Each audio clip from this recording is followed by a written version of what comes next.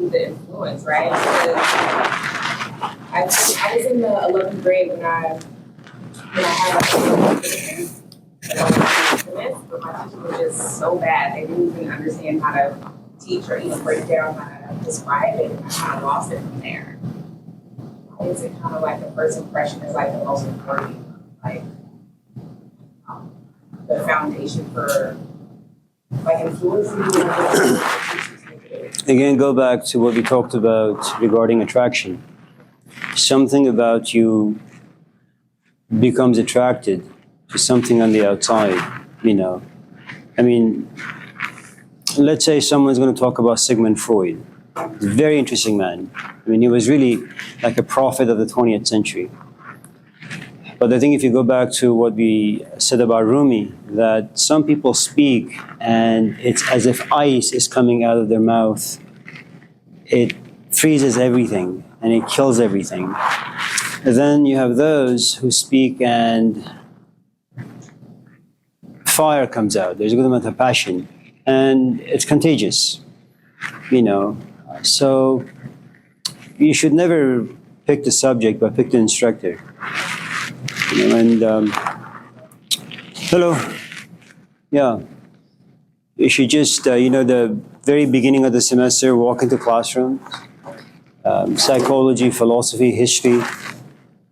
Hello, and just sit there for about 5-10 minutes, and just get a feel for the instructor. And the funny thing, from that point on, once you sit and you begin to listen, get a feel, it's no longer your eyes or ears. I mean, it may be that the instructor is giving you a good amount of information, but that's not going to be sufficient for you. You are smelling for something, As Rumi would say, you begin to smell the classroom with a nose that's not on your face. It's a different part of your, it's a different sense, different part of your body. You don't even know where it is. And so just go with that. I used to think like, oh, maybe that means you're just not that passionate about it. Because how could you just, move on to something else, or that you just want to break your influence or interest in it, right? Yeah. I think if it wasn't for Hussein, the guy I was working with, I took my first philosophy class at Sierra College. His name was, I don't know, something. And he was awful. He was just awful. And he was the only full-time instructor on campus, and he was teaching most of the classes. He was just awful. Yeah. A few times I tried to slit my throat in his class. I wasn't able. And so I thought, like most people, I said, oh, this is college. That's why the class is so bad. Maybe once I get to a 4-year school, I'll get better. It got worse. Because then, at least at Sierra, you had one awful instructor in the department. At a 4-year school, you have like 4 or 5 awful instructors. Then I thought, well, maybe it's because it's the bachelor's program. Once you get the master's program, it's going to be a different ballgame. But then you realize the same people who are teaching the undergrad classes, they're also teaching the grad classes. So, oh, it's maybe the PhD. That is, where the passion is. It just got worse. And then my mistake, I did my dissertation on a guy I adored for 20 years, Krishnamurti. All the formatting you have to do. And it wasn't like today where you can just do Chat GPT or AI and those things, So that killed it for me. And from that point on, I hated teaching, I hated philosophy, I hated thinking. So that's why I'm here.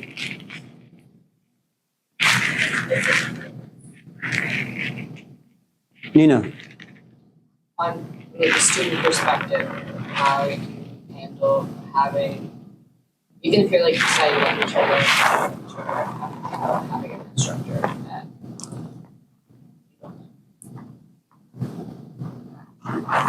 I'm sure you're not talking about this class. I'm not. You're not like Johan with a dark sense of humor that's just not funny. Well, there are 2 things you can do. You can either be guided by your intuition or this feeling that I really love psychology, but the instructor is just messing it up for me. It's kind of like you have a companion, and forgive me for taking it this way, right, Tali? Yeah. Like you have a companion and you want to, I suppose, make love, and he or she just wants to have sex. You know, so one person comes to class, passes out information, and runs away. The other actually embodies the information. Now, for you as a student, it really depends on a variety of different things. Hello. If you need the class to graduate, you have no choice but tolerate. In staying in the classroom for about 16 weeks, it's going to be really dark and gloomy for you. You will like the information, but I think for those who are passionate about anything, information by itself is not sufficient. You need something more. You know, it's not like there are no men or women out there to date. I just need to find them passionate, interesting, creative. You know, so it's not the shortage of instructors. If, on the other hand,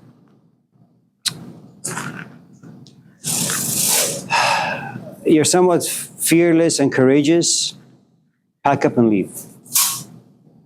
My recommendation is if you are passionate, say about history or psychology, and you walk into an in-person physical classroom and you don't find the instructor interesting, instead of taking an in-person class, take an online class.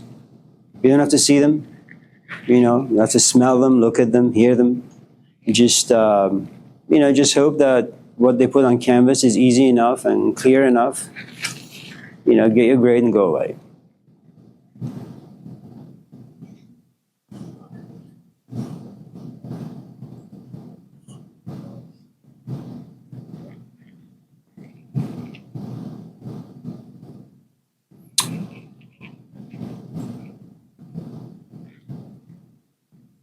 And I don't know how you keep the passion alive. It's like any other relationship. You know, you should always think of education the way you look at relationships, like romantic relationships. There's an inspiration, and then there is love, and there is the slow decaying of love. And it just becomes the politics of relationships. How you maintain the passion is a mystery that I don't know. And so you have someone, for some strange reason, enjoys, say, psychology and majors in it. A lot of passion. Hello. But it's just another relationship. Over time, that relationship just slowly begins to decay. And by the time they have a PhD, for example, what they are is just a bucket of information. And then, you know, what can you do with a PhD in psychology or history? Well, you teach, let's just say. So you apply, you get an interview, and let's just say you know all the buzzwords, you know, and the committee hires you. And then you walk in the classroom. All you have is just information but no passion. That passion got lost along the way. But once in a while you do have, even the most boring of instructors, you have moments where the instructor comes to life. How that happens, I have no idea. But those tiny little moments really matter very little. Because for the most part, they're just so boring. Hello, Ganim. How are you? It's good to see you. How was your travels? Good? So, yeah, good luck. You just need one. For those of you who want to like continue your education, go to the bachelor's and the master's and PhD, look for only one instructor that you like, if you're lucky enough to find that person.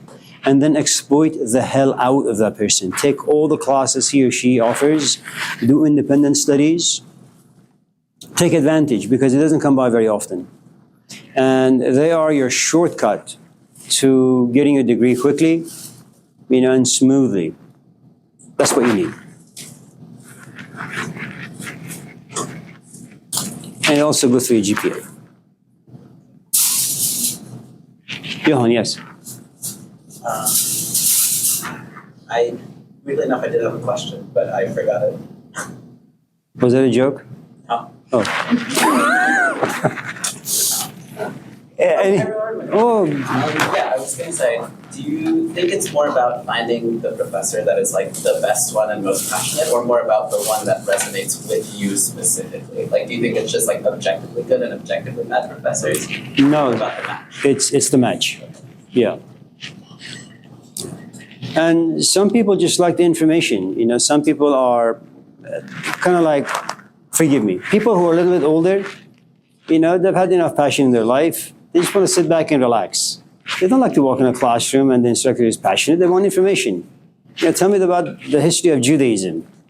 You know, that's what they want. You know, at the age of 80, you're not really looking for love if you're single and you want to like find someone. Because at the age of 80, if you were to be in love, your heart wouldn't take it. You'd probably just collapse and die. You know, so at the age of 80, you just want someone to hold your hand and take you to Kaiser, you know, CVS, the pharmacy section, you know, diapers and all that. That's what you want. So you have students who are filled with passion, but they may be at a stage where they're really looking for information to support the passion that they have. And then there are students who are looking for passion, you know, excitement, intensity, but all they get is information. So it's just another injustice that you have in education or academia or the classroom. So, are we a match? Sometimes, yeah. Ah, was that a joke? No, but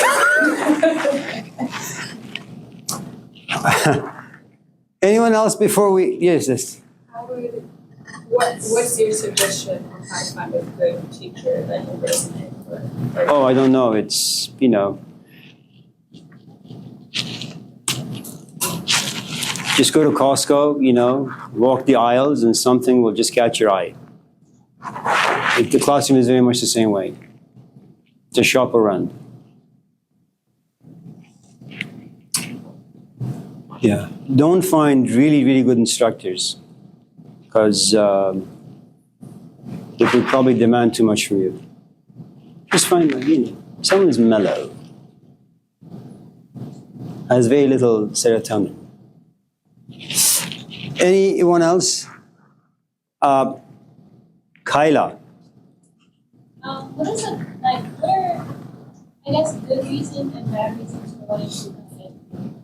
Like, if somebody was, I don't know if I'm wording the question right, but like, if you wanted to be an educator, what are like good reasons for, or I feel like I'm wording this wrong. Well, a good amount of the reasoning that comes with it really has to do with your environment. If your mom teaches, if your dad teaches, if you have an uncle or an aunt, it may be that, you know, you watch a movie, kind of like, what was that show with Robin Williams?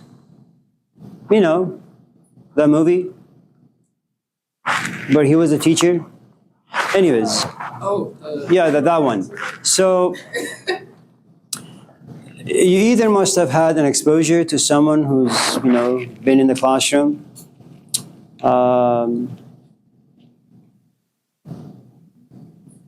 Sometimes it's like you're a great volleyball player and your kid sister, not her of course, comes to you and says, can you teach me? And you realize you have a knack for it. And, you know, so I'm not really quite sure how people are inspired. There are those groups of people who are more political in regards to going into teaching. I mean, when you consider you have 3 months off, then you have 2 weeks Christmas off, then you have 3 weeks Thanksgiving off, and then the classroom itself is like a vacation. So you basically don't work, you know. Yeah, I don't know why people go into teaching. I think if you're really, really, really reflective, you would never go into it.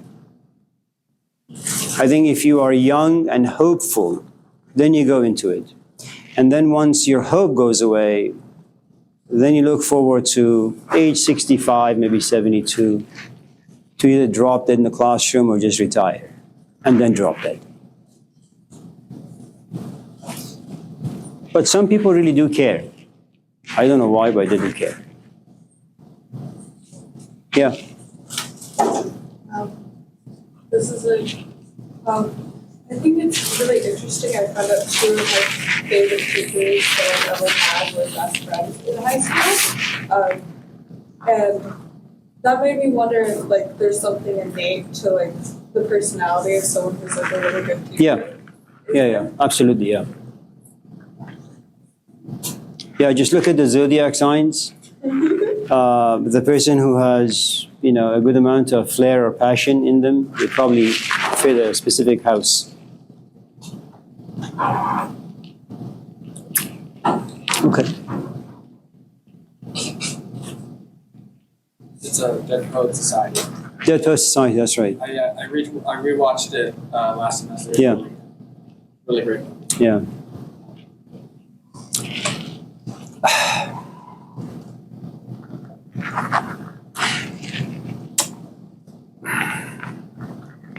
Do you have an open door policy, like anyone who knocks on your door, you open it and you invite them in for coffee and food? No. The answer is no. So, and it's good because it's Oakland, you have to be a little bit more conservative. Want to believe right. You're not. And if you are, you should change your attitude. Teaching really is an invitation. It's, you have to be a good host. And if you're not a good host in your house, in your home, you're not open, you're not generous, you're not forgiving, you can't compromise, you can't wrestle with the difficulties of, your home situation, you won't be a good instructor. You're going to be rigid, you're going to be hard, you're going to be tough, you're going to alienate students. Because what happens is you walk in the classroom, it's filled with 40 strangers. But if you come from a culture that says, as we say in India or Persia, that guests are friends of God, you invite them in. And if you go to the Middle East, if you go to many parts of Africa, Near East, Middle East, what you find is we don't make calls before going to someone's house. We just show up. That's what we do. We just show up. And it doesn't matter what you're doing, or it doesn't matter who you are. We just knock on the door and come in. And you prepare food for us. And even if you happen to be in a bad mood, you fix yourself up. You pretend as if you're happy and joyous. And the classroom is very much like that, because you're going to have guests, and the students are like guests. And some of them are just in a bad mood, pissy mood sometimes. Some of them are just because of their history, And so you have to kind of look at them, smile once in a while, even though they don't really like you, and slowly break the ice. You have to thaw them. And that's not something you can just generate of your own. You have to have the right temperament, you have to have the right culture, right background, right history, lots of different things involved.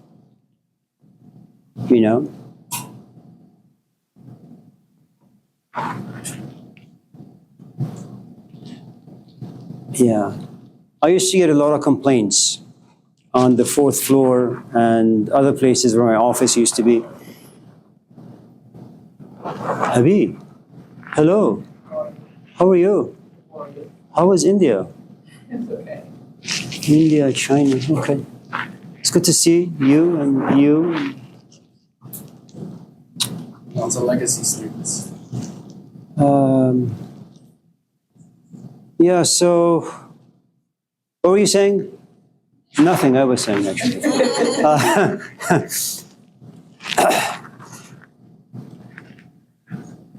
Yeah, I mean, students used to come to the office and sit and have coffee, food.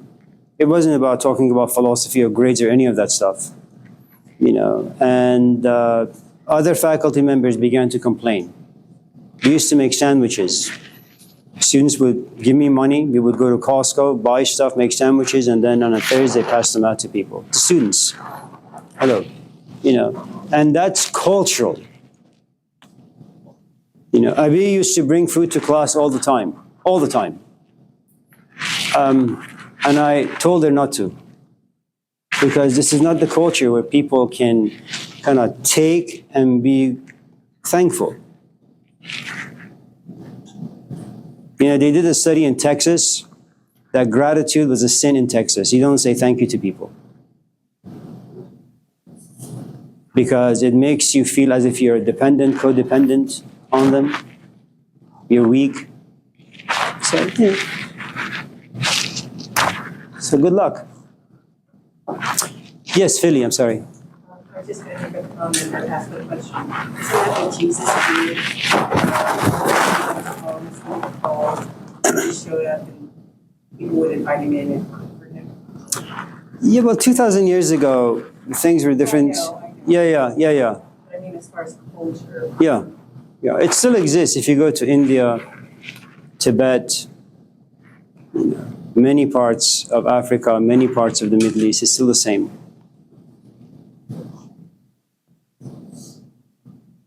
Yeah. Sure. Anyone? Yes, Simi. I was thinking about, after I left yesterday, I was thinking about what you were saying about if people are thankful for what's free. And I was wondering, are people not thankful for what's free, or are they not thankful because they don't know it's not free? Because I don't feel like anything in life is really free, it just might be free to you. Well, you know, payments can be made in different ways. Sometimes you pay with money, sometimes you pay with time, sometimes you pay with energy. So, and it depends how you've made your money, how you've made the information, how you've created the energy, and to whom you're giving it. Usually it's best to ask for a payment of sorts.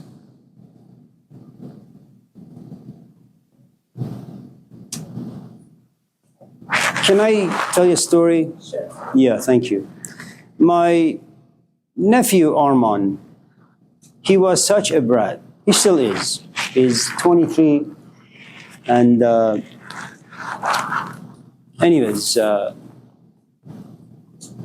his father used to sell ice cream truck. When he first came to America, he was in the war back home. Then his parents came to visit him and said to him that, listen, if we wanted you to sell ice cream, we could have opened a shop for you back home. We sent you to America to go to school. So he became a dentist.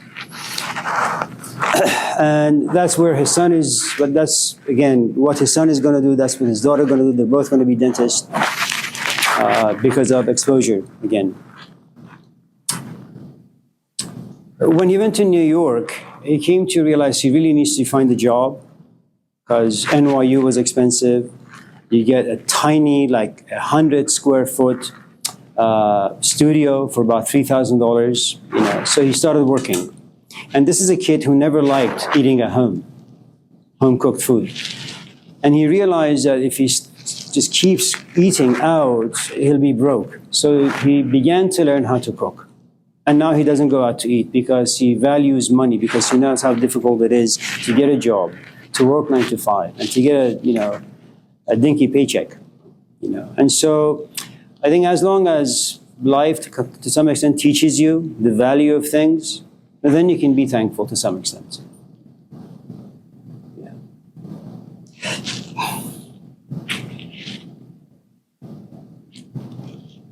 I think it should be mandatory for Americans to visit a third world country and stay there for about 2-3 years. And then come back to their country. And then they realize what a gift this place really is. It's a beautiful place. So, anyways, anyone else? Yeah. Think about Americans moving to other countries where the cost of living is a lot lower and bringing like all of their American culture with them. I don't really have a question around that, but I'm curious what you think about like Bali and Costa Rica and Mexico and Cuba.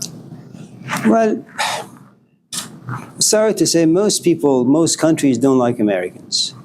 Okay, for whatever the reasons are, it's complicated. And it is true that when you go somewhere, you take your stuff. It's like when The Iraq War started, Afghanistan. You know, you have these young American kids going to a different country, very conservative, very traditional, but they take Americanism with them. And so the natives have a few things to consider. First, we're having strangers in our land.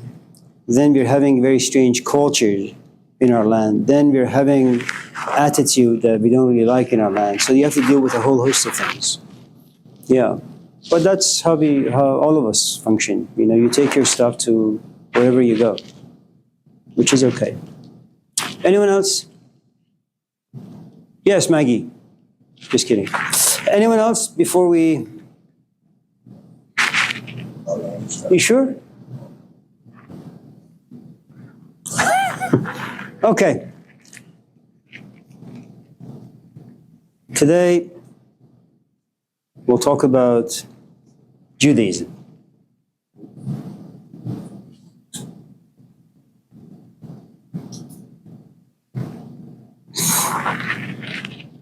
Abi, I apologize.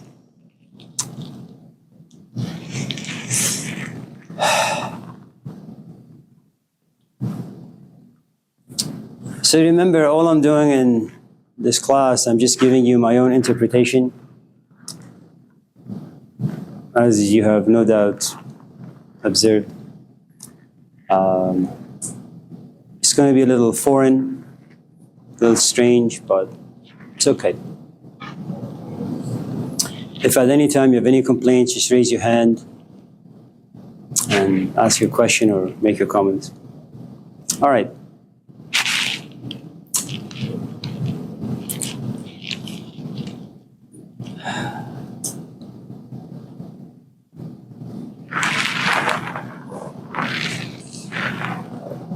Hello, Andrew.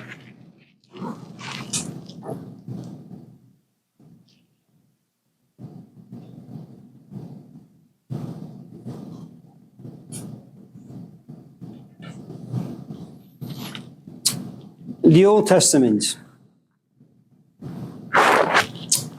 Over 30 books. Took about 1,000 years for all of them to come together. No one knows who wrote them. And some few major books have been plagiarized from different cultures. We don't even know if Moses actually existed. There was some guy in Syria. His name was Mysis. Lived the same kind of a life. There was another guy named Hammurabi. He also climbs this mountain. Gets these tablets from the gods, 262 codes. And some scholars actually believe that the Ten Commandments is a short version of the 262 commandments given to Hammurabi. But none of those things really matter.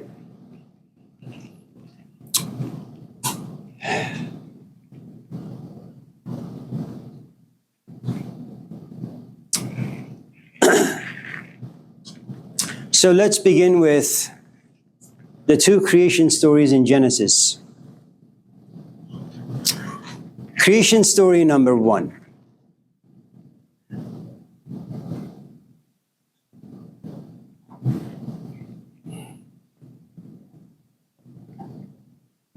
God creates everything. Everything that you and I see. And then at last, He creates Adam.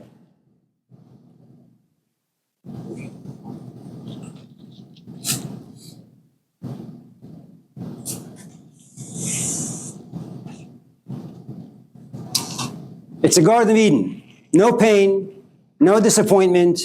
You're not going to have the philosophy of Buddhism or Hinduism. There is no Maya in the Garden of Eden. There is no pain in the Garden of Eden. No one suffers any trauma in the Garden of Eden. It's a place of comfort. It's a place of rest. It's Sabbath all the time.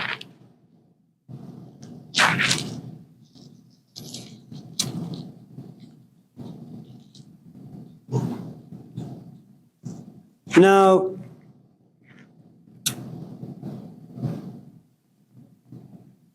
Adam is walking around enjoying what God has created. But there comes a point where Adam gets bored. He gets tired of walking around and seeing stuff. How it happened in the Garden of Eden, I don't really know. But he gets so bored of all the things that God has created for him that he goes to sleep. God feels sad.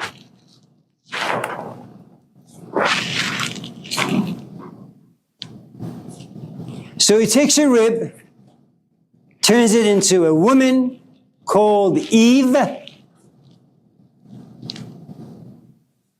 and now they have a good time. Yeah. What do you think about I just heard that there are other interpretations of the word used. It's interpreted as rib, it's interpreted as side or half or whatever. I'm just curious. I don't really care. Okay. I don't care how this woman was created. And you shouldn't either. It's like footnotes. Now, I didn't mean to destroy your curiosity. I mean, it makes a big difference. No, it doesn't. No, not to me. When you go into your own classroom and start teaching about Judaism, you can focus a semester about the ribs, or the side, or the up, or the down. Now, before we talk about Eve, let me tell you Adam's first wife. Supposedly, there is a woman in Adam's life whose name is Lilith. Lilith means lady of the dark. And I don't know if any of you in this class have ever experienced darkness. Darkness can be physical. You can turn off the lights and you're walking. You bang your head or knees to this and that. It's filled with pain. So after a while you say, it's too dark. I'm tired of just getting hurt. You just sit. But then there is the psychological aspect of darkness. Remember, life is a puzzle. All of us are looking for tools to figure out how this puzzle works or find pieces of this puzzle. When you realize you can't find the pieces, you get frustrated, you get anxious, you get angry. And every time anxiousness, anger comes about, your hope goes away. As your hope goes away, you become sad. As sadness increases, you become sorrowful. As sorrow increases, you get depressed. And in depression, you always get lonely. Now, there is a reason as to why Lilith was pushed out of Adam's life. One day, Adam goes home, gets on top of Lilith. And Lilith says, no. Why do you have to be on the top all the time? I want to be on the top. Now, some of you in this class may think I'm making this up, or like Johan, I'm cracking a joke. No, I'm not as funny as he is. This is no joke. I don't mean to, but you asked for it. Now,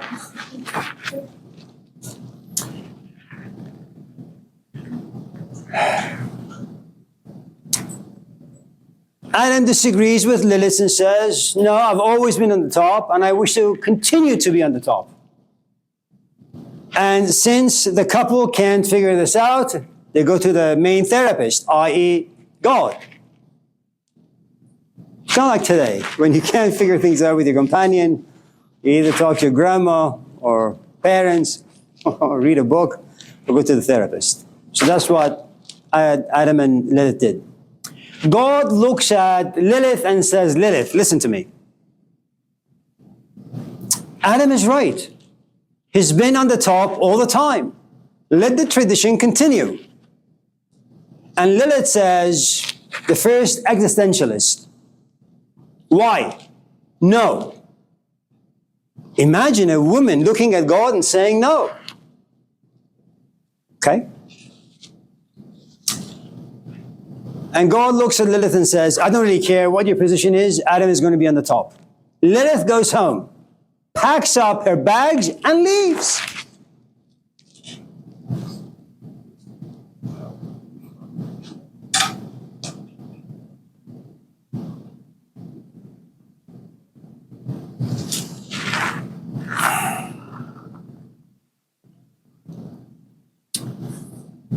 It's devastating, really.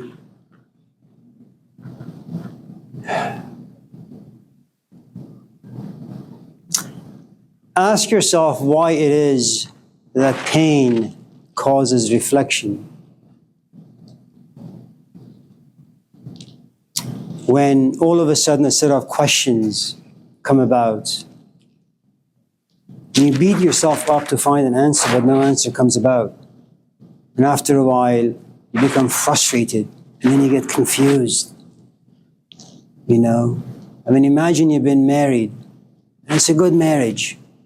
But all of a sudden, cracks begin to appear. And you want to put the cracks back together. You want to continue with the relationship, but the cracks grow bigger and bigger and bigger. And as your worries increase, as your confusion increases, all the fantasies, all the history begin to disappear.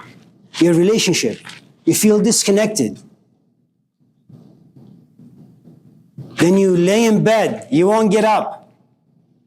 Then you get hopeless. Then you get depressed. Then it's all dark. And in darkness, you begin to question everything about who you and what you are. What you have in the story of Lilith is the following. None of us in this class enjoyed darkness because it removes power from us. We like light. We like answers. We like assumptions. There is a reason why Adam sleeps, because he grows tired of every physical thing that God has created for him. It's not enough.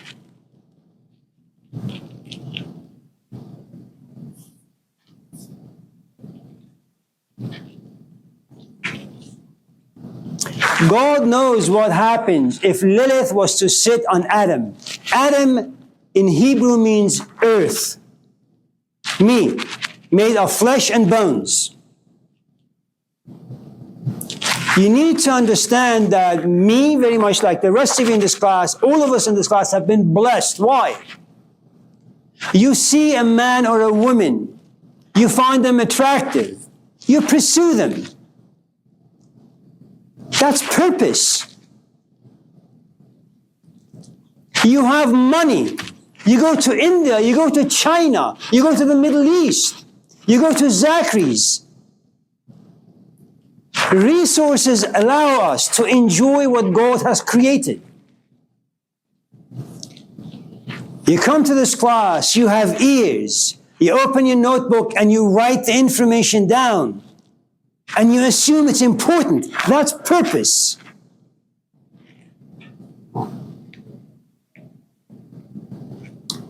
You don't sit, or you don't have Lilith sit on you, because the moment you feel darkness, nothing really matters. Everything becomes irrelevant. Ask anyone who has divorced, and they will tell you. We try to keep the darkness away. We try to make it work. We try to push the big questions, the heavy questions away, not to carry the cross of confusion and doubt. But eventually we came to realize there is no fixing this relationship. 15, 20 years of a relationship, a history. Your belief in God, your parents, your children. All of a sudden, darkness emerges. We don't see any hope. You begin to ask serious questions. Your time, your energy, your youth, your hopes, your fantasies, your meaning, your relevance. Should you walk away? Are you still a wife? What kind of a woman or a man are you? How are your kids going to feel? These are huge questions with no answers. Are you going to get sad? Yes. Is Sarah going to be your companion? Absolutely. Will you be depressed? Yes. Will depression make you lonely? Yes. Are you consumed? Do you embody Lilith? Absolutely. Because your senses become dysfunctional.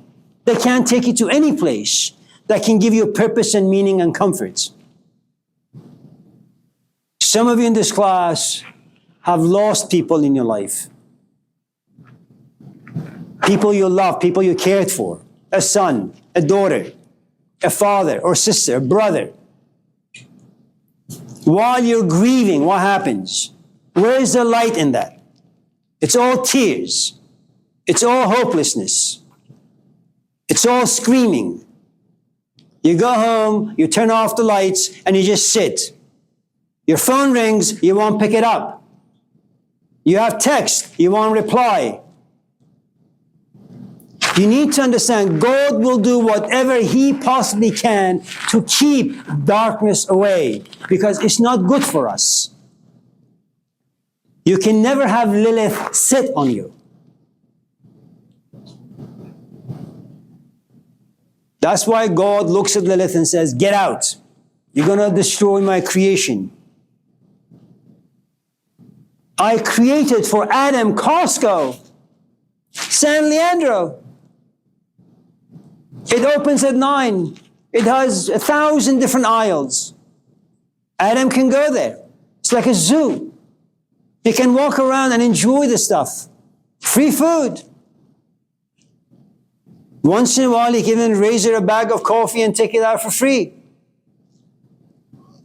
Buy stuff. Buy a brand new TV, take it out of the box when they get home, spend the next 5 hours trying to put it all together. That's 5 hours of distraction, purpose, meaning. And then you sit, and then you watch Rambo 1, 2, 3, 4, 5. That's how life is spent.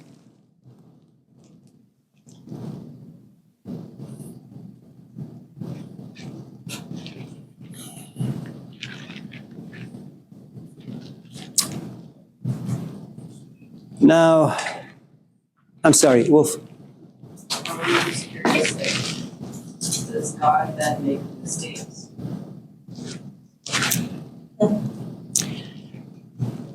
Can we not go there? And I'll tell you why. One of the reasons why I think it's a bad question, it's actually a great question, but it's something that academicians and scholars and atheists and religionists like to go on TV and talk about all the time. Zeus is not all that powerful. So when bad things happen, it's all these other gods.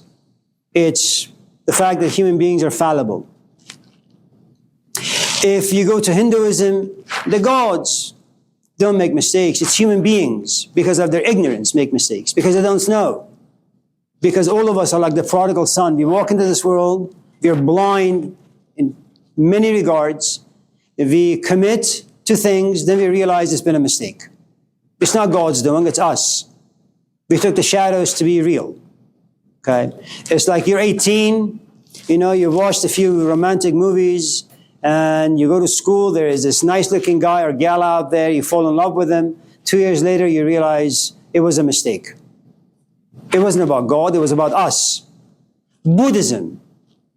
First of all, there is no deity in Buddhism, but even if there was,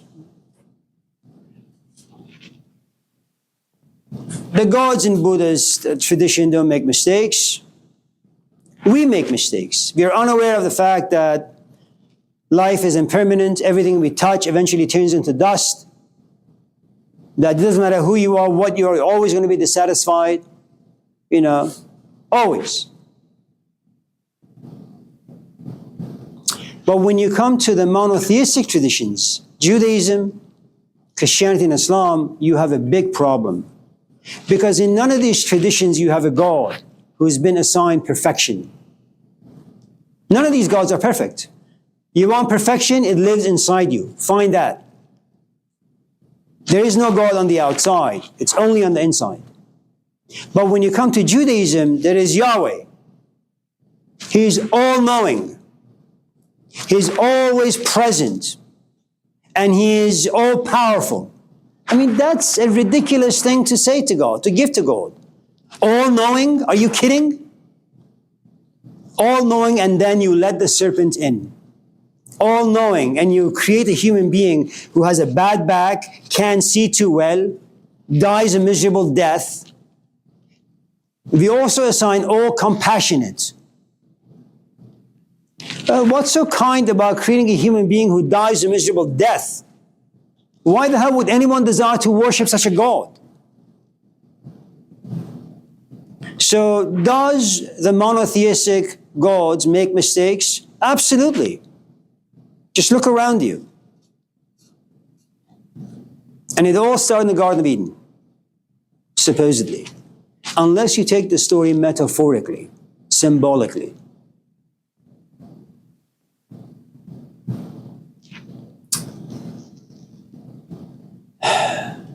So,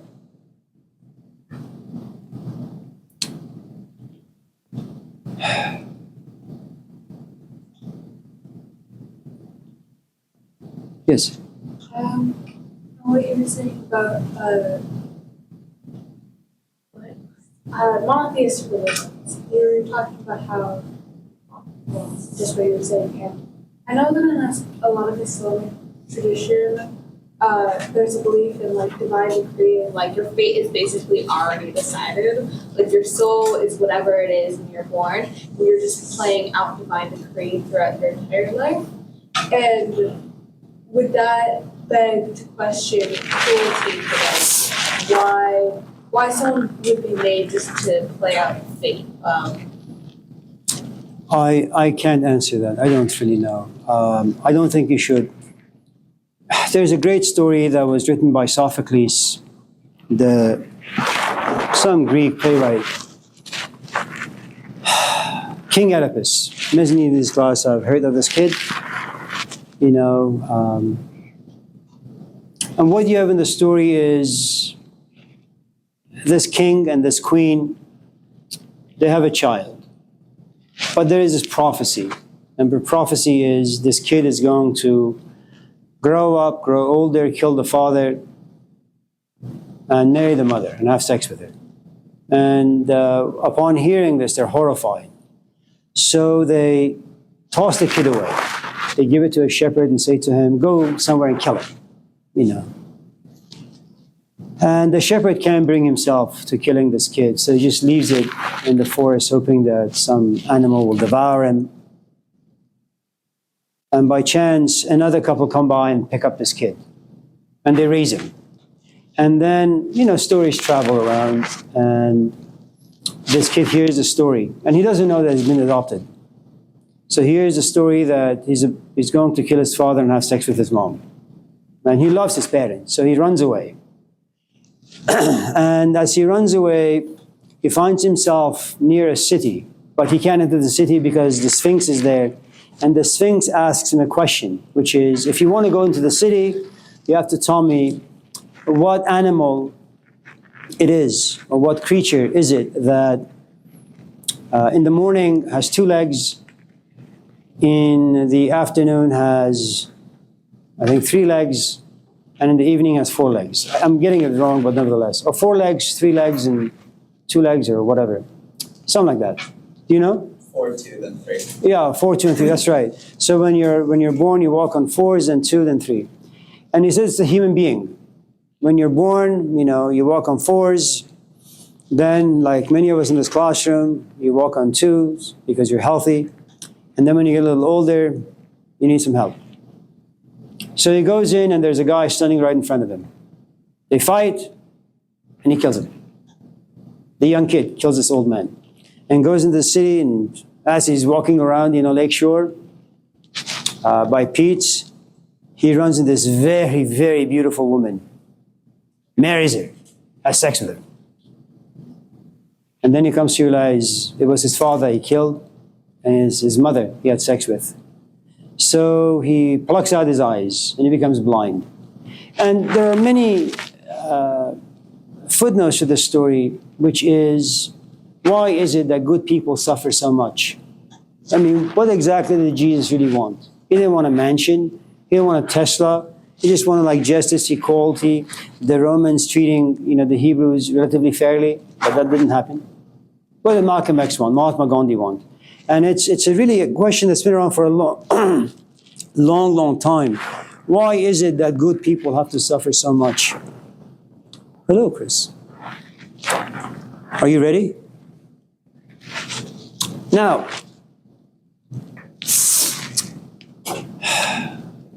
so,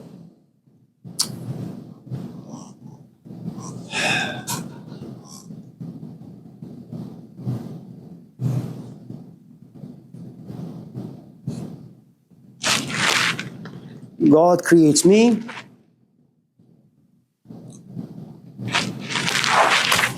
Throws me into this world. It's wonderful.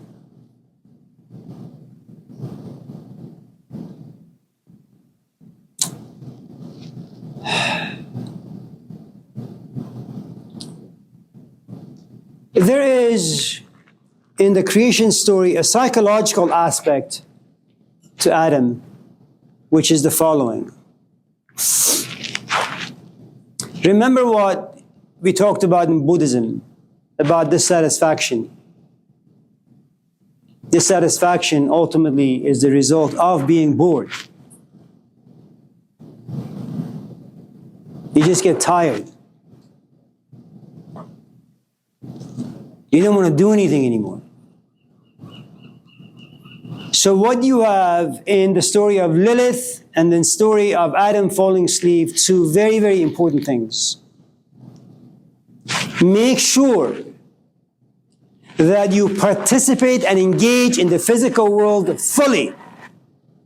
It will give you meaning and purpose. And the moment the world can no longer nourish you, you can be certain that Lilith will come to visit you. Darkness will sit on you, consume your entire life.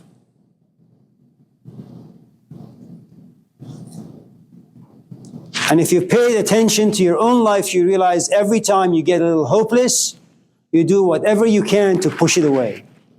Whenever you get a little depressed, you try to push it away. You and I do the same exact thing that God did to Adam.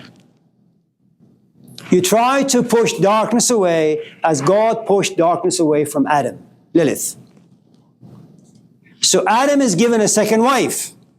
Her name is Eve, Sheva in Hebrew, which means giver of life. But this is a different kind of a life. And Eve appears and reappears in all cultures. Eve or Sheva is a Socrates, is a Malcolm X, is a Mahatma Gandhi, it is Jesus Christ. They create a different kind of a darkness. But you have to be open to the message of Socrates. Not just open to receive it, but have that message like a seed go inside you. Live inside you, grow inside you, and then ultimately become you. Now, what you have in Genesis, because it doesn't really mention Lilith at all, is that God creates Adam, comes to realize Adam is not very happy. You guys can kind of figure that out, why Adam would be so unhappy in the Garden of Eden, okay? God puts him to sleep. Does God make a mistake? Maybe. Takes a rib, creates an Eve, Sheva, life giver, and says, hold hands together, go out there and have a good time. You're still going to have a good time enjoying what God has created. Something very strange happens. All of a sudden, you have this particular character, serpent, appearing from nowhere. And the funny thing about the serpent is the following. The serpent does not speak to Adam. Jesus does not speak to the ears of your head, but ears of your soul.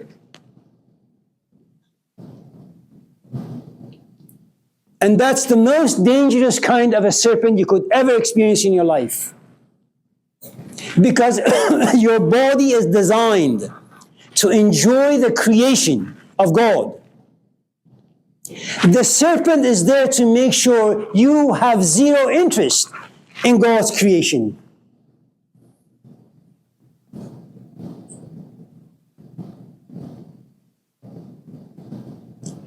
If Socrates was aborted, if his mother never went through with a pregnancy,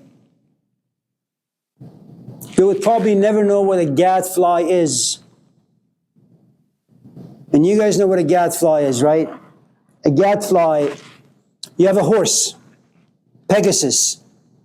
He has wings, like all of us in this class. Now remember,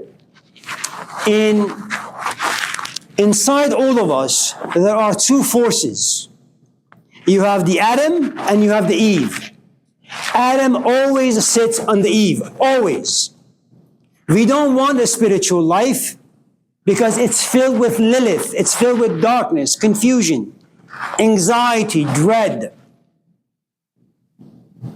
It doesn't serve us well in life. It's like someone, for those of you in this class who know Jane Austen, money is good, but love is good, but you need money too.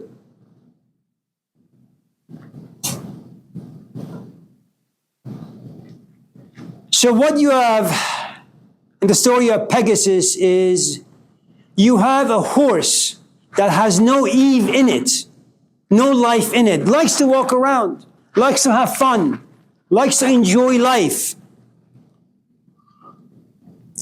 But all of a sudden someone comes about and says, listen, did you know you have wings on your side? Why do you want to study business? You sit in the classroom, you ask great questions. Why not major in history? And then you become a horse without the wings. You say, the world is complicated. My parents need money. I need money. I'm an immigrant. And you will do whatever you can to kill your own inspiration. Because you function through your five senses.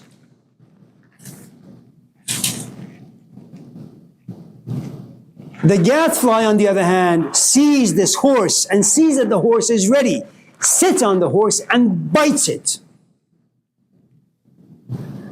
It's like when you go home after, like, say, a class, let's say you took a psychology class and you guys spoke about love. And you go to your companion and you ask, what is love? And it doesn't matter what your companion says, it's just insufficient. And you keep asking and asking and asking. And then you realize your companion is just so insufficient, they don't really know what love is. And then you say, if you don't know what love is, how can you claim that you love me? And then he sleeps on the sofa and you sleep on the bed, but neither of you can actually have a good night's sleep. You're tossing and turning. That's a gadfly. It creates confusion. Now, the funny thing about being a human being is the following.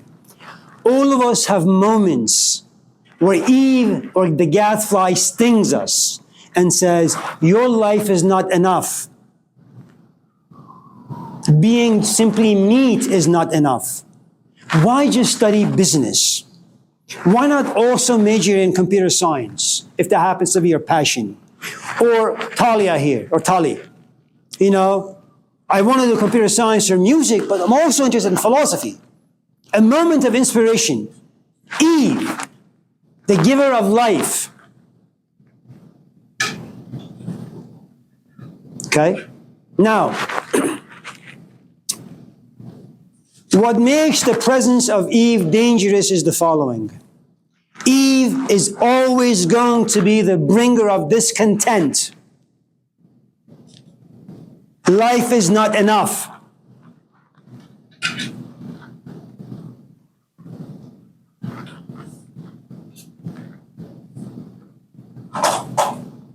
Why do you study philosophy? It doesn't make you money. There are no jobs.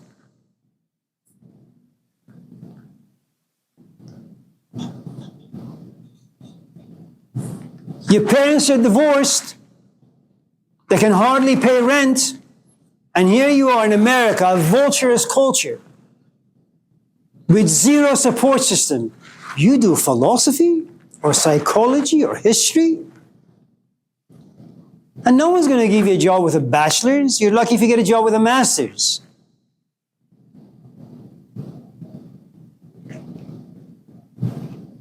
And why the hell would you want to reflect and think about things? Because the only place you can go with deep reflection is darkness, complexities. Why would you want to have Lilith as your companion? Because inside us there are two forces. One says, live your physical life. The other says, live your emotional, i.e. spiritual life.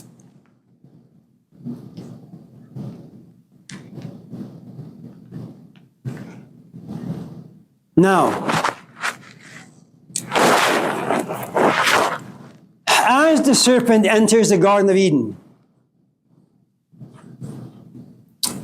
God looks at Adam and Eve and says to them, listen, go anywhere. Do anything you want. There is this spot in the garden. You can't go. There is this tree in the garden. You can't go near. If you go near, don't touch. If you touch, don't pick. If you pick, don't put in your mouth. If you do, don't chew. If you chew, don't swallow. Hear the name Socrates, but don't touch him.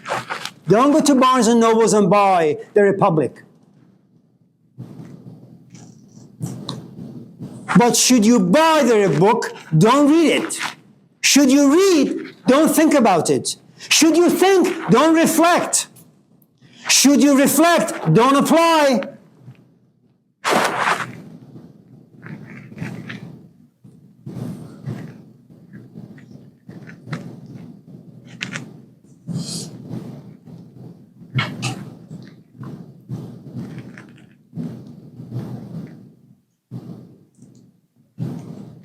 Now, just in case you thought that God simply told Lilith to get out, his message to Adam and Eve in the Garden of Eden in Genesis is going to be different, but it's not. It's the same thing. There is something profoundly special about this particular space in the Garden of Eden. That particular tree.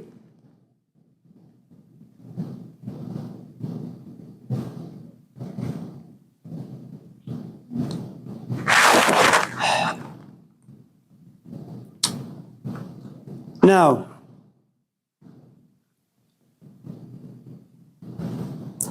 all of us in this class have had moments of discontent, meaninglessness, dissatisfaction.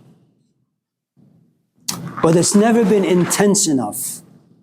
We've never been plunged into darkness and deep chronic depression to yearn and long and seek wisdom. It's always a passing thing for us.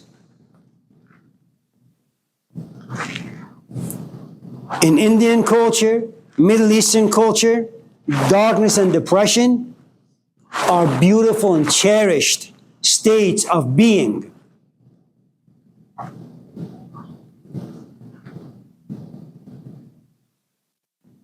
In depression, you fast. Nothing tastes good. The world means nothing. Life means nothing.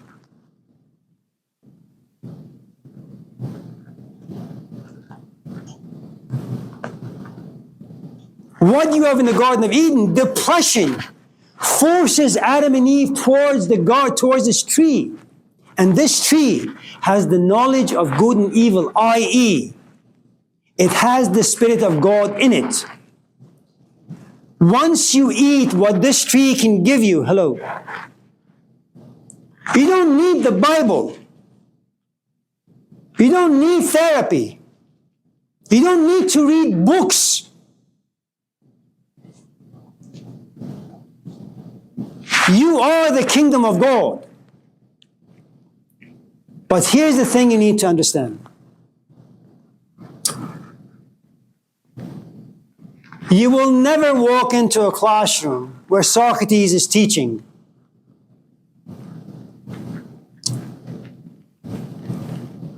He's never going to give you information that's good for your head. Never.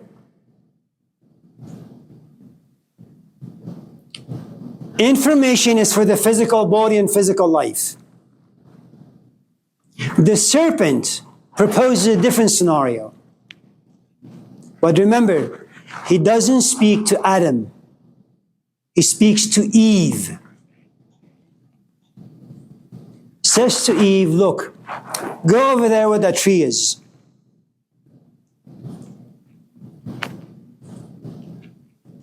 Take a bite. We no longer have to obey God. You don't have to obey anyone. You become autonomous, autonomous, a law unto thyself.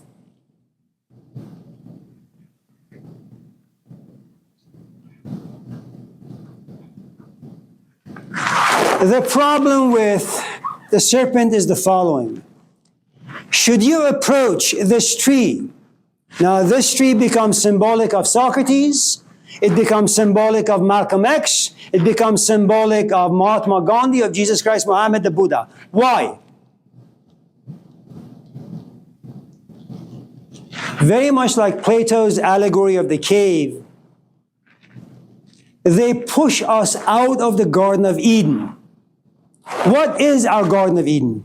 Go to school, get a degree, get a job, make money, get married, have children, you'll be happy. That is our Garden of Eden. The price that you and I may have to pay if we listen to the serpent is expulsion from the Garden of Eden. Maybe you will never get married because now you know too much, you see too much. Maybe you'll go to school, but you're not seeking information. And so you have to suffer 10 years of education just for a diploma so you can get a job and then walk into the classroom and create your own Garden of Eden. Expulsion is always painful. It will plunge into meaninglessness. Remember what happened to Adam and Eve. The moment they listened to the serpent and they took a bite, when they landed on earth, what exactly was there for them? Nothing. Toil, blood, tears. It was a desert. Nothing grows.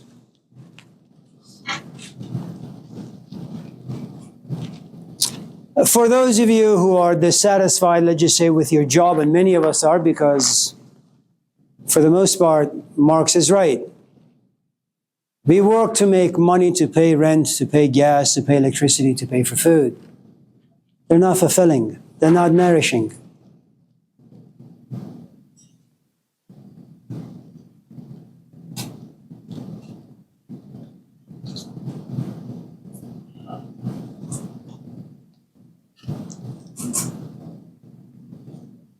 Expulsion means you come to this place and there is nothing that will excite you.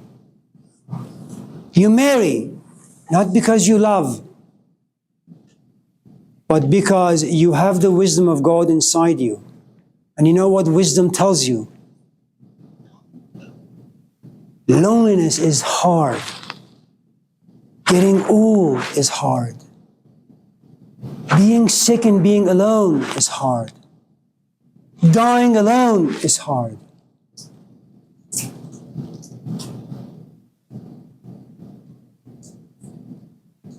Marx is wrong.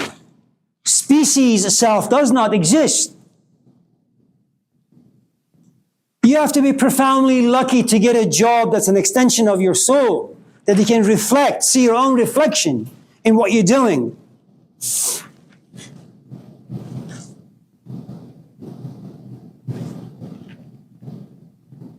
You work because you need money. And you're also aware, and you're aware because you have the wisdom of God inside you. You're aware that you are selling your soul for a few dollars, and you must.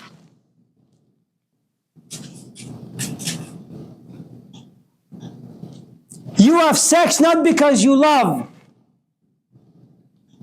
because something about you craves intimacy. You're thrown on this planet, you've been abandoned.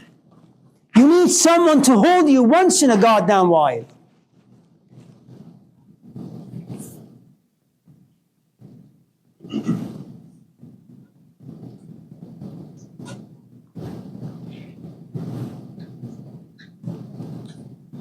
So, let me recap very quickly before moving on.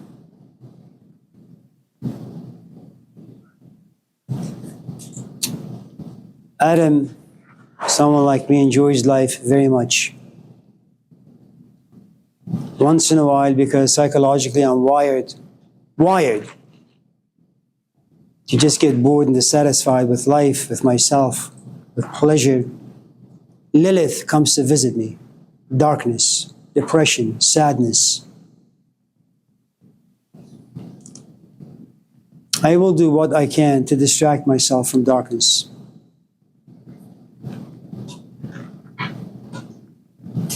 Maybe I'll smoke. Maybe I'll have sex. Maybe I'll go watch Mike Tyson fight. Maybe I'll go take a few classes. Maybe I'll walk around the lake. But Jean-Paul Sartre was right. Boredom is patient. Wait and wait and wait, and eventually boredom will knock on your door and says, "Here I am. You can't run away from me for too long." God creates Eve. Now you have a companion. You can hold hands and have a great time. Now, just in case you yourself are dissatisfied, Eve can entertain you a little bit.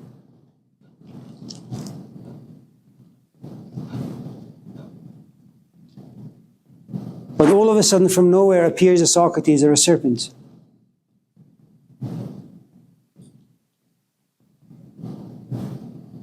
You know, when the British had occupied India, 400 million people, the population of India, 40,000 British soldiers. How could 40,000 soldiers impose their will on 400 million people? They could. People live their lives, not completely happy, but nevertheless. All of a sudden appears a serpent. And remember the first law of life. You will do what you can to preserve, protect your life, your physical body, your physical life. A serpent called Mahatma Gandhi comes about. People walk away from their life, their jobs. Some are willing to die for a cause.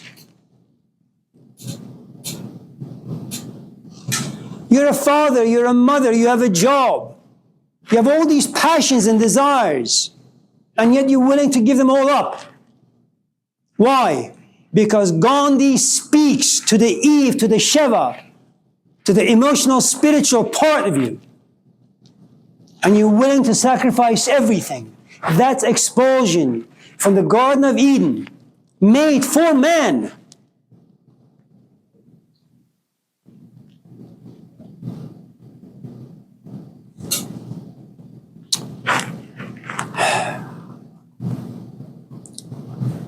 So, for those of you who desire to go on a spiritual quest, whatever that may mean, keep in mind, it's not what Dr. Phil says, it's not what Jordan Peterson says, it's not what Oprah Winfrey or Eckhart Tolle say. You have a full, rich life. Once in a while you hear the whispers, sometimes the roars of Eve within. Sometimes you hear the support of serpent. Try it. Be curious, be interested, be infatuated, be upset, fall in love with wisdom. The world offers you information. Your soul offers you wisdom. Seek it.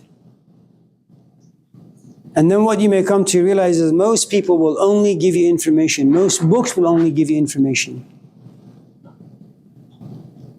And now you have the wisdom of the Buddha inside you. Before you begin to watch a movie, you know how it's going to be. Pleasure, boredom, and then you're going to realize it's been a complete waste, so you won't even do it. And then you have to ask yourself, what is really worth doing in life? And if you happen to be Eve, nothing.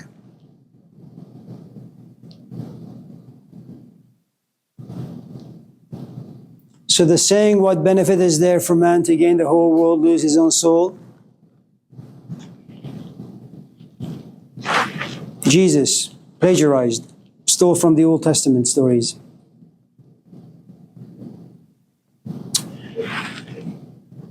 Do you have any questions?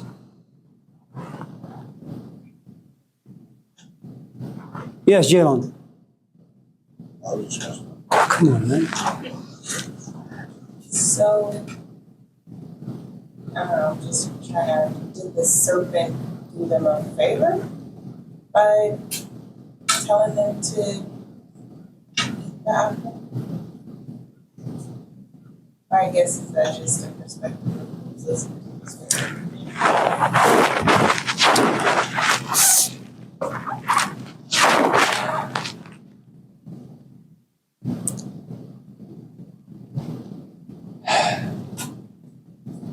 Can I tell you a story? Yeah. This story comes from the Quran. It's about Abraham. And we'll talk about him. He's an interesting guy.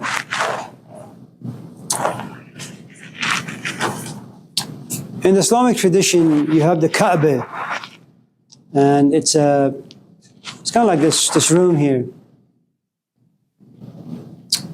It had been there long before Islam came about. So what you have is, for those of you who may not know, Abraham has a wife. Her name is Sarah. They long to have a child, but they can't. So Sarah tells Abraham, you know, if you have a maid from Ethiopia, her name is Hagar, or in Arabic, Hajar. Why don't you go have a good time with her in the back seat of this truck that we have. And so they go, they have a good time, and she gets pregnant. And he has a son named Ishmael. When he comes home, he comes to realize that before going on this journey to Hagar, they had a lovemaking session, Abraham and Sarah. She's also pregnant. And she has the son named Isaac. So from Ishmael comes Islam, from Isaac comes Judaism and Christianity.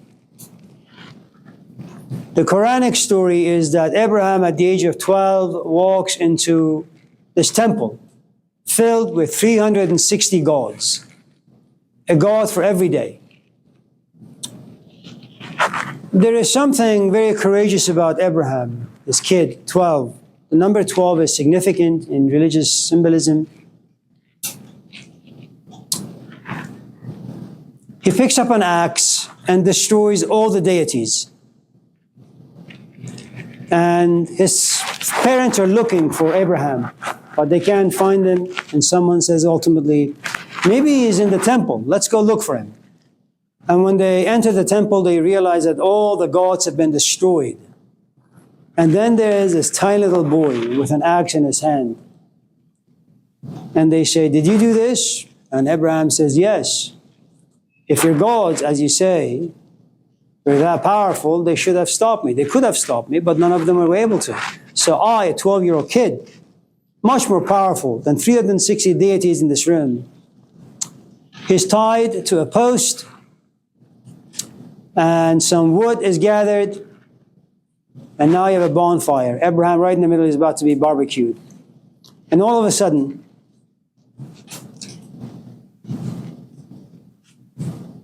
the flames turn into a garden of flowers.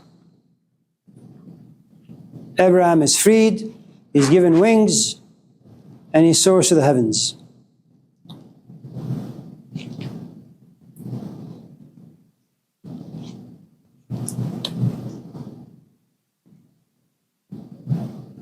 گر در طلب گوهر کانی کانی گر در طلب لقمه نانی نانی. It's a couple of lines by Rumi that everything that you desire is like a deity. You worship it. You know, you come to class, you desire an A, that's the God that you worship, at least from 6 to 9 in the evening, Monday, Tuesday, Wednesday. And the symbolism of Abraham is grab your axe and destroy that particular deity. And what you may come to discover is that this is what serpent actually does. That there is no deity worth worshiping down here. The only deity that you should worship is the one that will give you wisdom. But the only way you can get there is by first destroying all the things that you worship or pursue or desire. That's what the serpent does. And you've experienced it. I mean, I don't know much about your life, but your life is no different than the rest of us in this class, you know? You fall in love. You have a kid or two or three or four, you know? You think it's going to last. The serpent comes about, you know, pulls your eyes open. You begin to see. As you see more, you begin to reflect more. That's a good amount of pain. But you want to close your eyes and go back to your life, but the serpent says, no, keep them open. And all of a sudden you realize you've fallen. You can no longer go back and fix the relationship. It's finished. And despite all the pain that you know is waiting for you, you say, should I go back or should I just go with what's happening? You go with what's happening. You suffer for a few years. You're much more insightful, you're much more wise, you will never get married, you will never have a boyfriend, because now you see too much, now you know too much. And once in a while you do realize that your body has needs. That once in a while it's not a bad thing for you to sit with someone and watch a movie. So you know what you do? You exploit people, you manipulate, you coerce, but you do it for good reasons.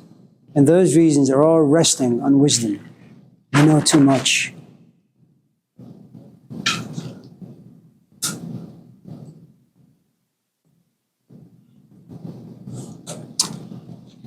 Anyone else before we?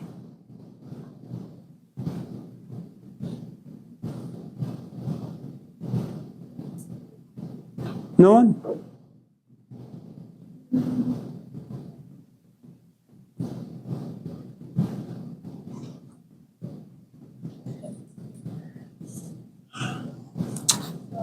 Shantae. So Eve was like created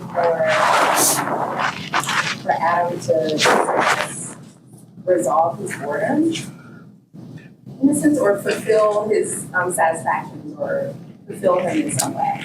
You could consider Eve to be the creative part of us, you know, that does not listen to the voice of reason. It's irrational, you know.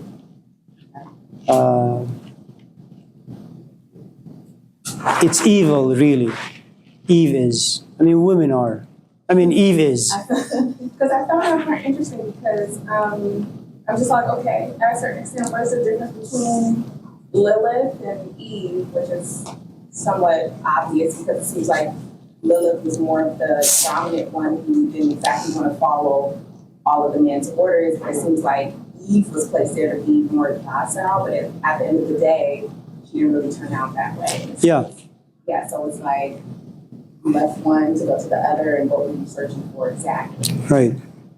Ultimately, both Eve and Lilith do the same exact thing, Yeah. which is plunge Adam into darkness, then flesh becomes irrelevant, and all you really want is what Marx argued, species self. You want everything that you touch to turn to gold.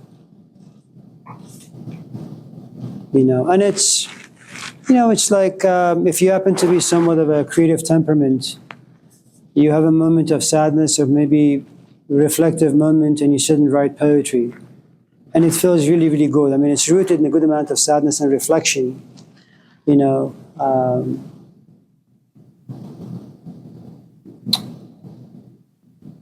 And then your body can't take too much of that. It shuts down and you go back to simply being Adam. You simply just go and watch a movie, you walk around the lake, you gossip, you chit-chat, you have a good time. Then you come back home and you walk back home alone. And it's something that you'll find in one of the dialogues of Plato where Socrates, you know, someone knocks on his door, a group of people knock on his door and they say to him, Socrates, let's go and harass people. You know what you can do with conversation. You always turn the tables upside down and people walk away angry because you ask them difficult questions and they can't really answer you. And so his entire day is spent amongst people, but as the sun is setting, he walks home alone. You know, that all of us in this class can only distract ourselves for so long before Lilith comes upon us, or the serpent begins to talk or whisper into the ears of Eve, and then Eve will have an impact on your physical body. You know, it's kind of like if you've seen, I don't know, Horse Whisperer. It's a love story, really. And you've been sitting and watching this movie for 3 hours, or English Patient, and you long to have your companion touch you with love, with care, with respect, you know, and then he just kind of just is all over you like an animal. And you say, no, no, no. And what you have is the movie like Serpent has inspired you. This part of you has awakened, you know. You want this other part of you to be engaged. But you need a vehicle. That vehicle is your physical body. But inside the physical body is the Eve. Eve says, have sex with me, but let it be seasoned with love, with respect, with awareness, with mindfulness. You know.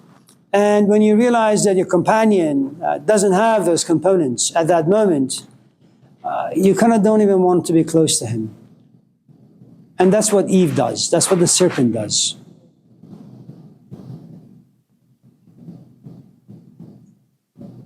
Yeah. And remember, these are just stories. They mean nothing. Anyone else?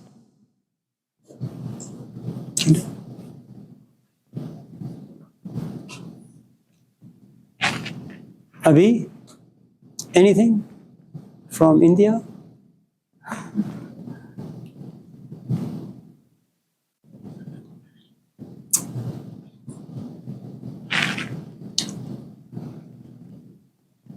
Okay.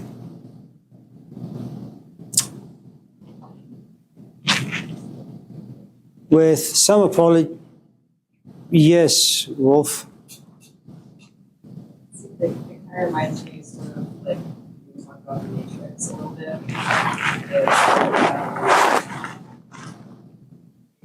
It seems like we're both Adam and Eve, and is it that we're kind of wrestling between being aware and not being aware? Yeah. Or knowledge or creativity versus logic?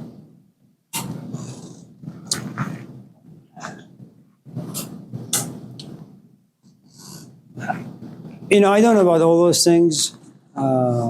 My life has not been very creative, and maybe I'm just saying this to justify my own existence.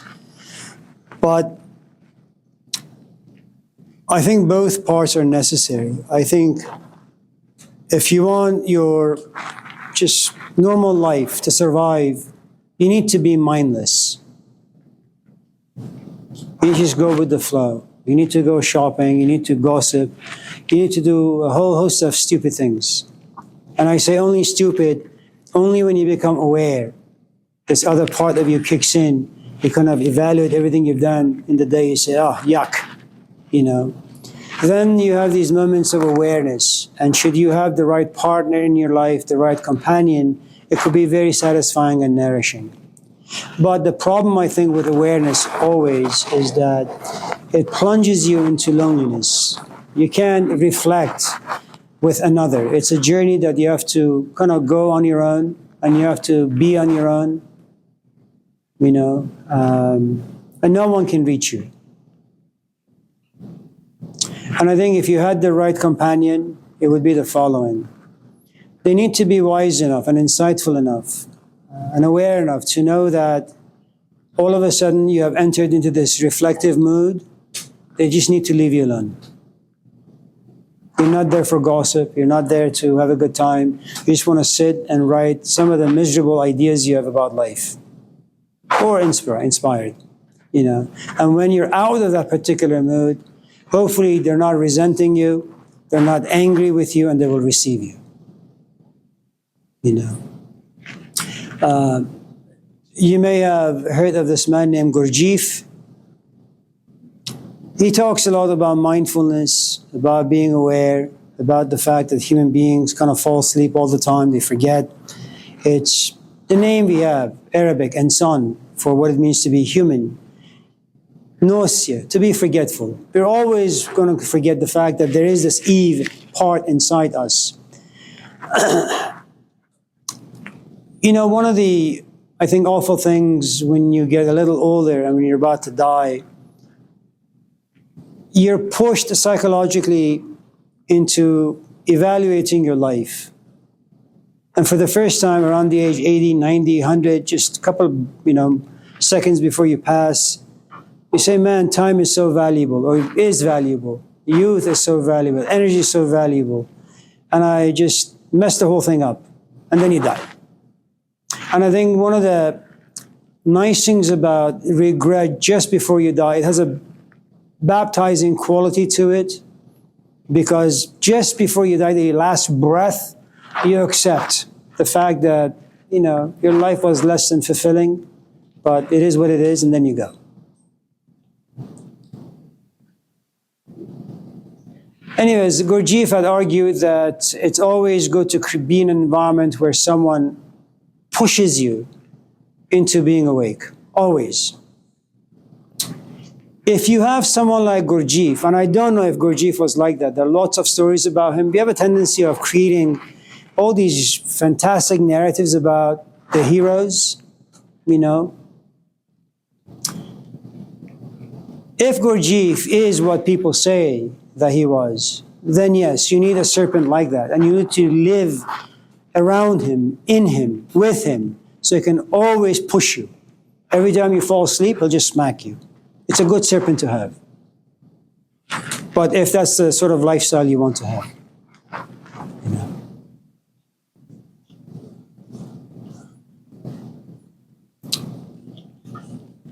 Any other questions before we talk some more? No one?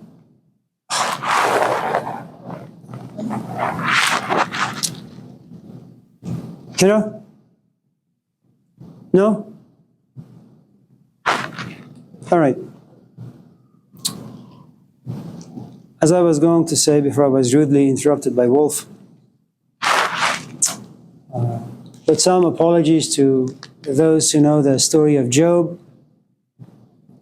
I'm going to tell you a different version of the Genesis story, the Garden of Eden story, but it's within the context of the book of Job, which is perhaps the oldest book of the Old Testament. It's not original. It was created by ChatGPT or AI some thousands of years ago.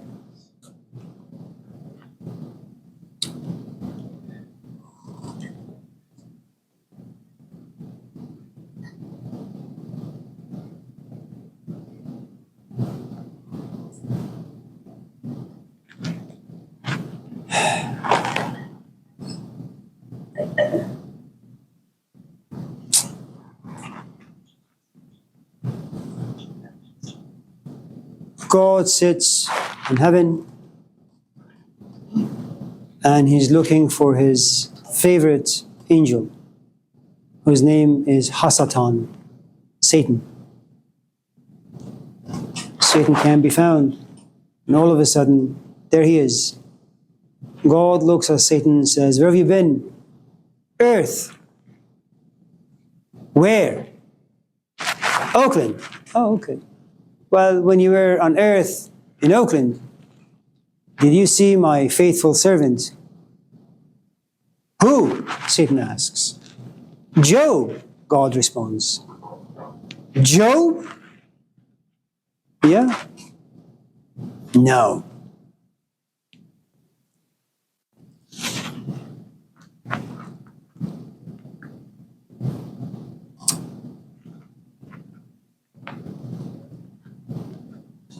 Satan looks at God and says, let me go, create some events in his life, and you will see his true colors.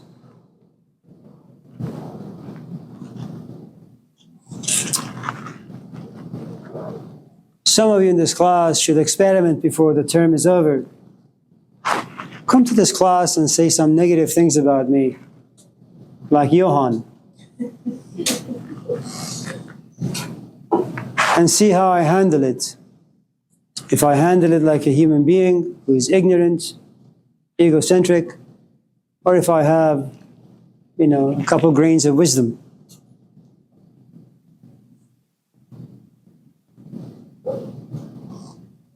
God has not tested Job. He just looks up there, sees that Job goes to church, pays his taxes, hugs his kids, goes to Costco for his wife, buys milk, takes care of his animals, and that makes a righteous man. But that's not enough for Satan. It may be enough for God, but not Satan.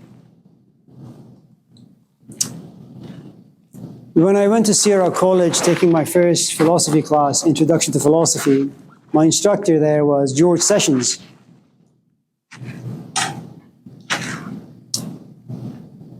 When I did my assignments, he said, oh, Amir, these are no good. This is not what Francis Bacon said, and this is not what René Descartes said. This is not academic. What are you majoring in, he asked. I said, philosophy. No. You're not going to do well in this program. I said, okay, I'll change my ways. On the next assignment, I copied and pasted Book 2 of René Descartes' Meditation, word by word. What I got back as a grade was an A.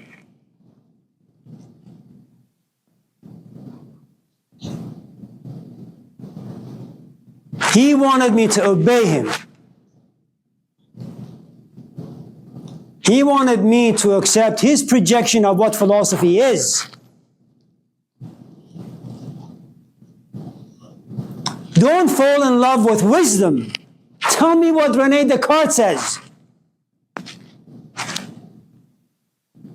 If you were to fall in love with wisdom, René Descartes would be irrelevant. Socrates would be irrelevant. But I, as your instructor, George Sessions, I don't care about love and I don't care about wisdom. Tell me what Socrates said in Republic.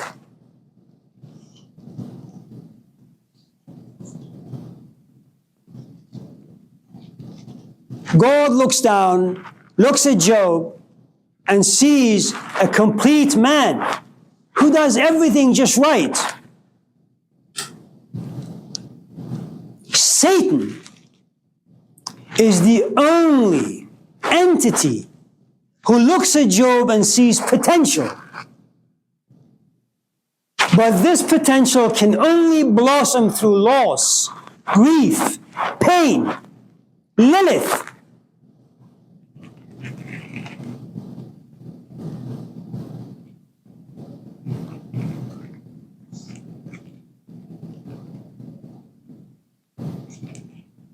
So Satan looks at God and says, look, I don't think you see the potential that lives inside Job. Can I show it to you?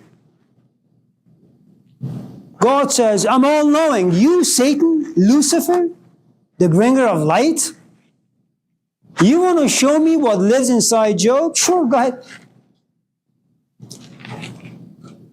Satan comes down What does he do? Well, he destroys the Garden of Eden of Job. All that God has created for Job, Job loves. Satan takes them one by one. His land dries up. His animals die. His kids are butchered right in front of him.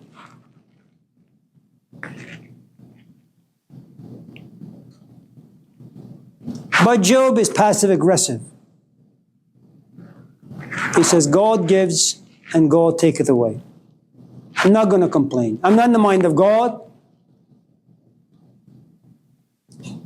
He probably knows what's going on. I don't. He has plans. I will simply go with the plan. His wife, Mrs. Job, comes about and says, "What sort of a God is this? The kids have done no wrong." Now that's where you need to understand the power of women.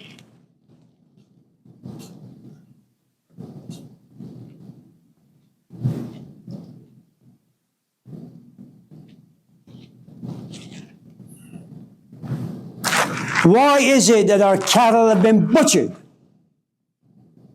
If God makes all things happen, if He's the bringer of positive as well as negative, good as well as bad, explain to me. Why did our kids have to die? What can Job say? Nothing. What can any of us say when bad things happen? We try to fix it. Eventually you give up. Why is there racism?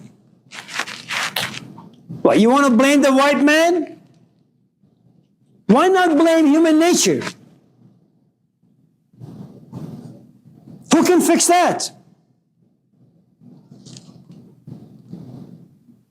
Why do you want to blame America for exploiting all these countries? Why not examine the nature of power and how it intoxicates everyone?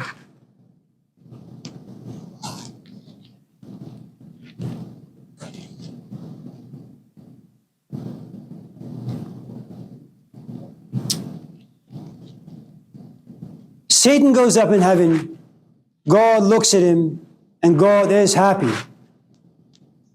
God looks at Satan and says, "Did you see? My faithful servant Job did not blaspheme. He accepted."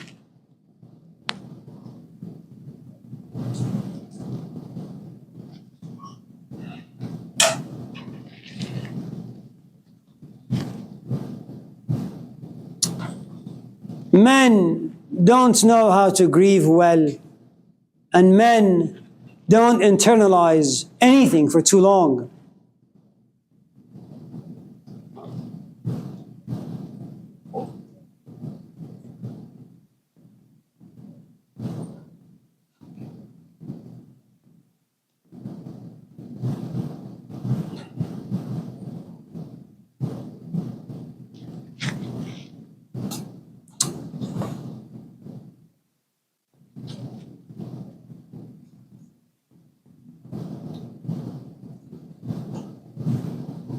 For some strange reason, men are able to be a bit more detached.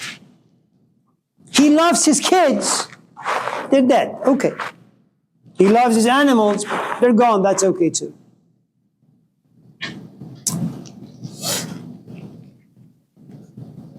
Satan looks at God and says, "Why don't I go down? Let me touch Job himself."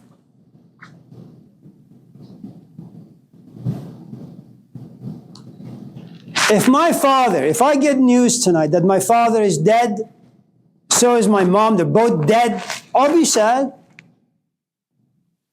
I'll be plunged into darkness for a few weeks, but my life will continue. I will be like Job. Yes, my children will mean nothing to me for a few weeks. My wife will mean nothing to me for a few weeks. All of my desires and passions will mean nothing for a few weeks.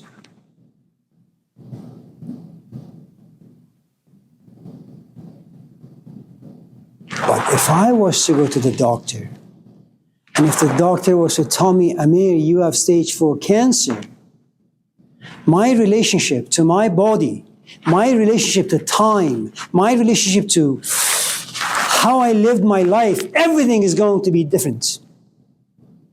My grief will not just be for 2 weeks. My anger will not just be for 2 weeks. One of the nice things about the stories given to us about Gurdjieff, he didn't handle his students as philosophers do in their office, writing books. He touched them.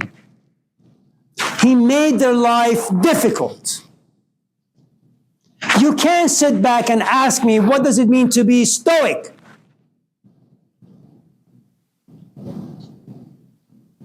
You want to know how patient you are, how forgiving you are? Grab your sorry behind and go into the most racist space in Oakland. Let people call you all sorts of names. Now you're being touched. How are you going to take it? You're going to forgive? You're going to exercise reflection, understanding, or you're going to fight? You're going to make judgments. For those of you who've seen Enter the Dragon with Bruce Lee, near the beginning of the movie, what you have is Bruce Lee is about to fight this man.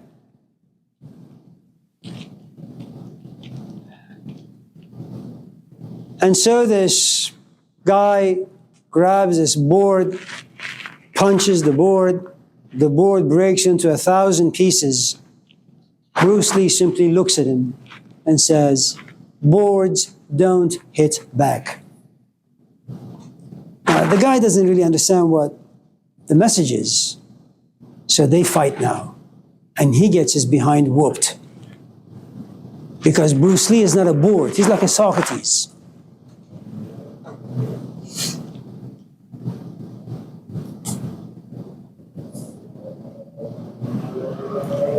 Growth, maturity, evolution, overcoming trauma of any kind. Someone needs to enter into your life and touch every part of who and what you are.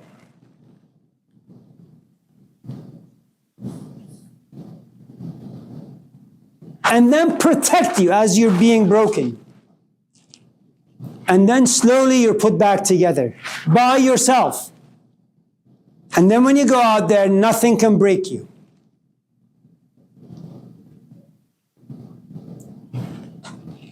See, when you fall in love with Socrates, you will fall in love with your wife or your husband.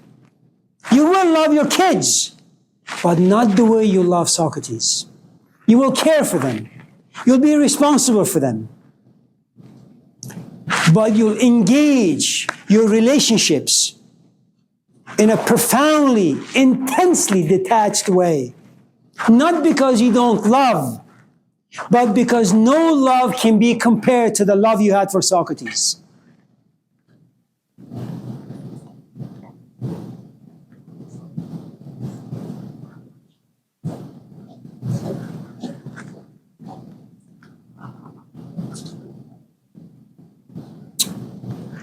So Satan comes down, and the only thing that God says to Satan is, go down there.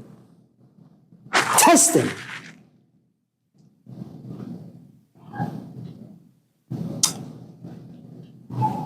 Just don't kill him.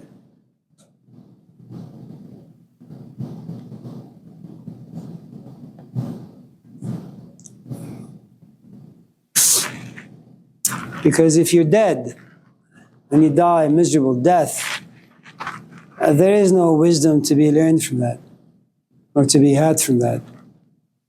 You need to suffer.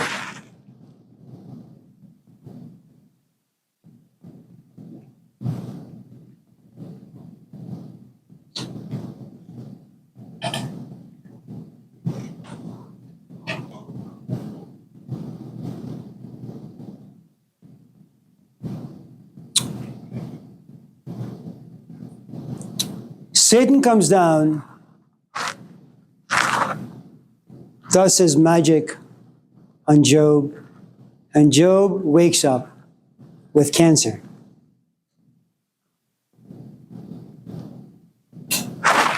He's sick.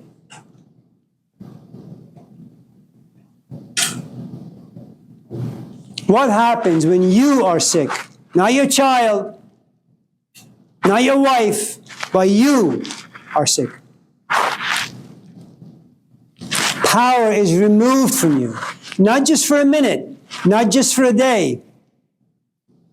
Until your last breath, you have zero power.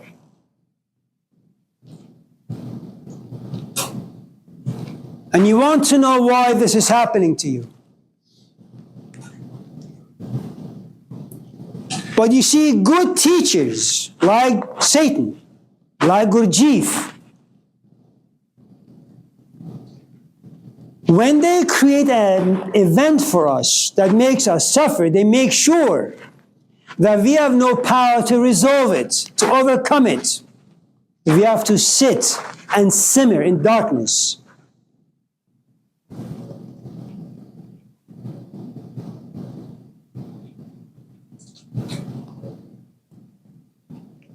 Why do I have to die? Why not my neighbor? I have hopes. I have dreams. Now, the best way to understand the book of Job is to understand the wisdom tradition that comes with the book of Job. And it's very simple. Deuteronomy and Leviticus. Good things come to those who are good. Bad things come to those who are bad. Bad things don't come to those who are good. And good things don't come to those who are bad.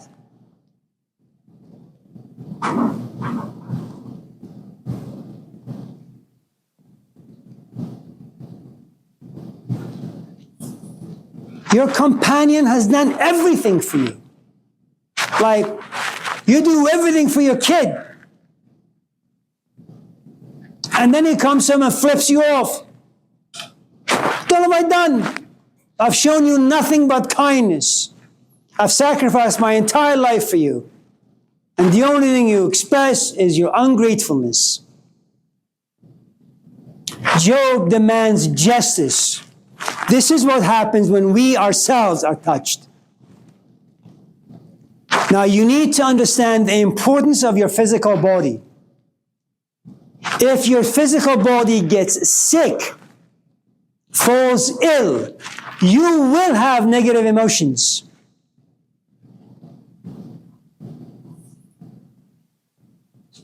Your body will create a set of emotions that will not please you. And then your intellect, your mind, will try to look for answers, solutions. But you won't be able to find it. Emotionally, you're in pain. Mentally, you're frustrated and angry because you can't find answers. Now you have three kinds of sicknesses. Your body is sick, emotions are sick, and your intellect is sick. You have zero spirit to you.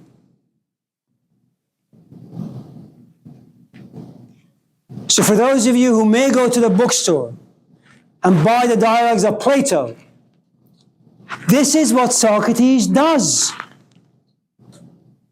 He in fact poisons your body, your emotions, and your intellect.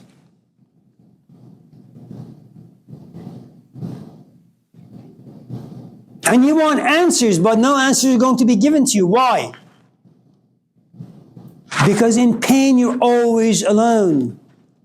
And you will go out to find answers. But those answers are foreign to you, alien to you. You know, it's like you're in love, and love has broken you, and your mom sees that you're broken, and she knocks on your door respectfully, and then she gives you a pep talk. You know, when I was 18, I fell in love, and Joseph left me for Josephine. And they got married, and they had a child named Josephina, and I was so sad.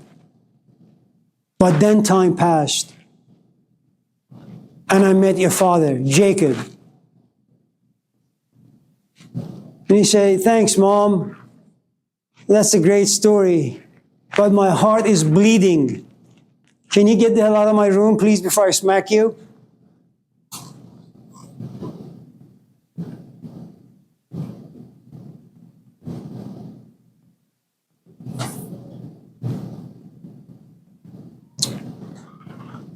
Now,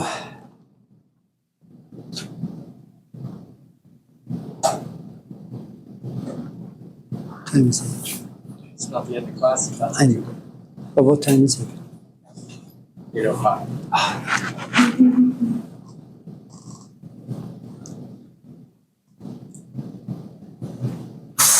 It's best if you just. Yeah, thank you. Okay.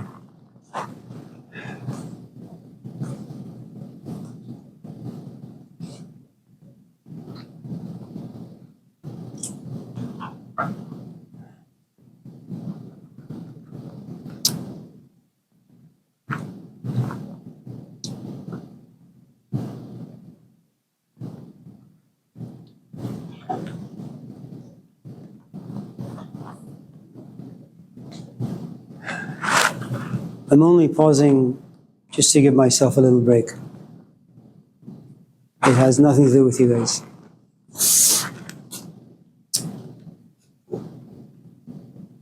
Now,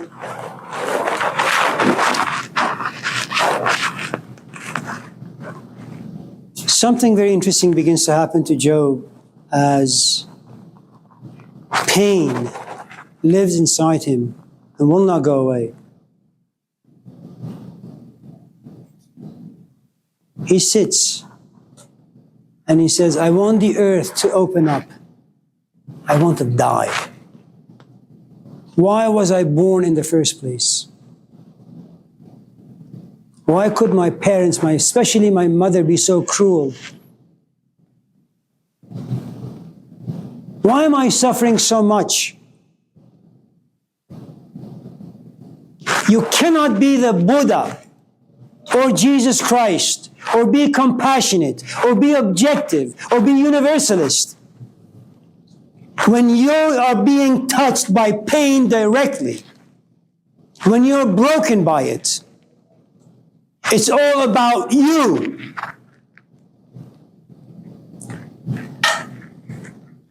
When you go to a therapist shop, it's about you. You're not yet the therapist.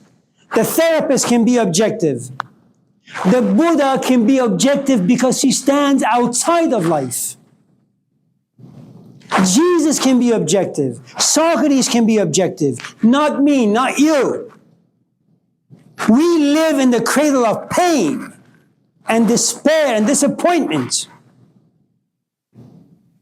We are like leaves in the hands of wind.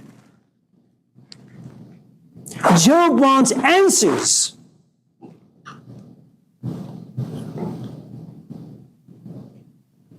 So should you go on a spiritual quest, and by that I simply mean philosophy, and by that I don't mean academic philosophy, I just mean the love for wisdom, not information, not knowledge, wisdom that comes from Lilith, darkness, despair, depression, loneliness. The thoughts and the feelings of suicide will visit upon you.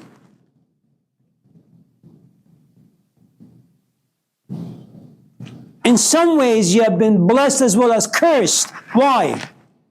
Because you no longer care for data or information. You no longer care for the information given to you by books. You stand outside of all of it. You've been touched by what they call eudaimonia, the demon of happiness, or the demon of knowing.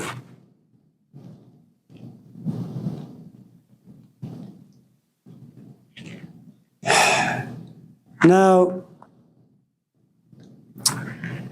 you have three people walking into Job's life: Eliphaz, Bildad, and Zophar.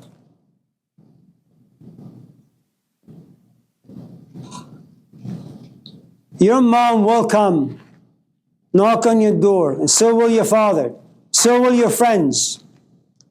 Everybody will message you on Instagram, on TikTok, on your Facebook. Be patient. There is a reason. Wait. Forgive. Be stoic. Read this book. Read that book. But one of the things about pain, you have zero access to future. Future does not exist in pain. You don't say, this too shall pass. My wife's mother, one night she was making boon. It's once in a while they sit together and they make coffee. And so her shawl caught fire. And she was rushed to the burning center in San Francisco. I only went there a couple times, but my wife would go there all the time, every night. The couple times that I was there, all you hear is wailing, screaming, because they put you in this tub of water and someone scrubs you. Gotta get rid of the dead, burnt skin. And it's so painful. And all you can do is scream. And all you really want to do is just die. It's too much. And should someone come into the room and say, be patient, this too shall pass. Any of you in this class have seen that movie with Al Pacino and, where he's blind, Scent of a Woman?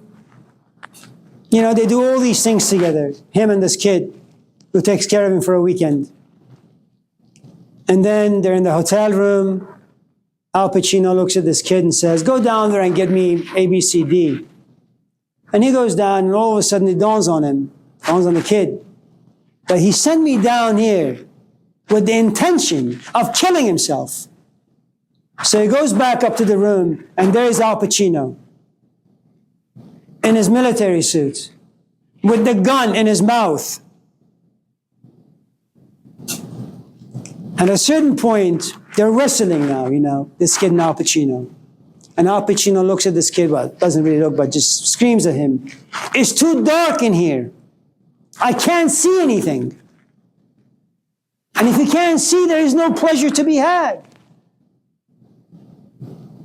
Remember the five senses. They are the bringers of pleasure.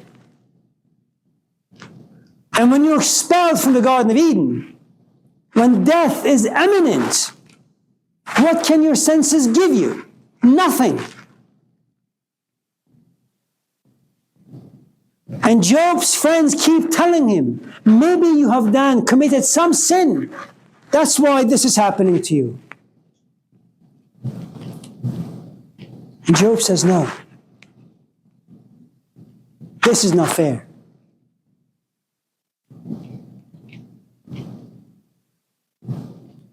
I didn't choose my skin color, man. My parents were Persian.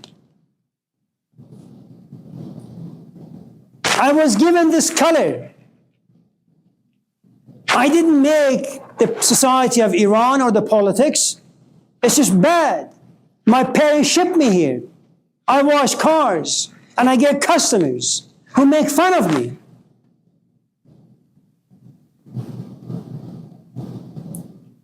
Why?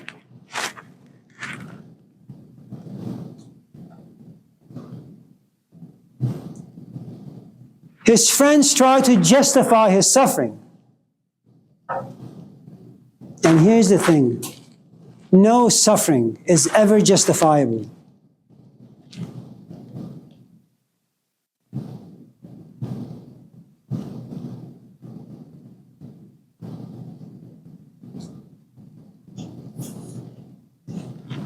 Especially if you assign goodness and compassion and forgiveness to a God who is really not deserving of any of these qualities.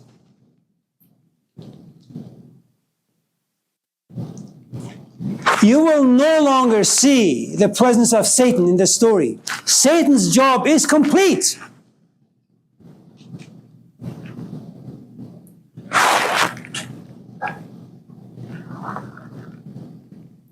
You fall in love with Socrates or Gurdjieff, the job is done. From that point on, love will make you suffer. You will do what Socrates or Gurdjieff will demand of you. You won't understand any of it, but you will do it because you love them. You want to please them. You fear them. You respect them. They are your son. They are the very air you breathe.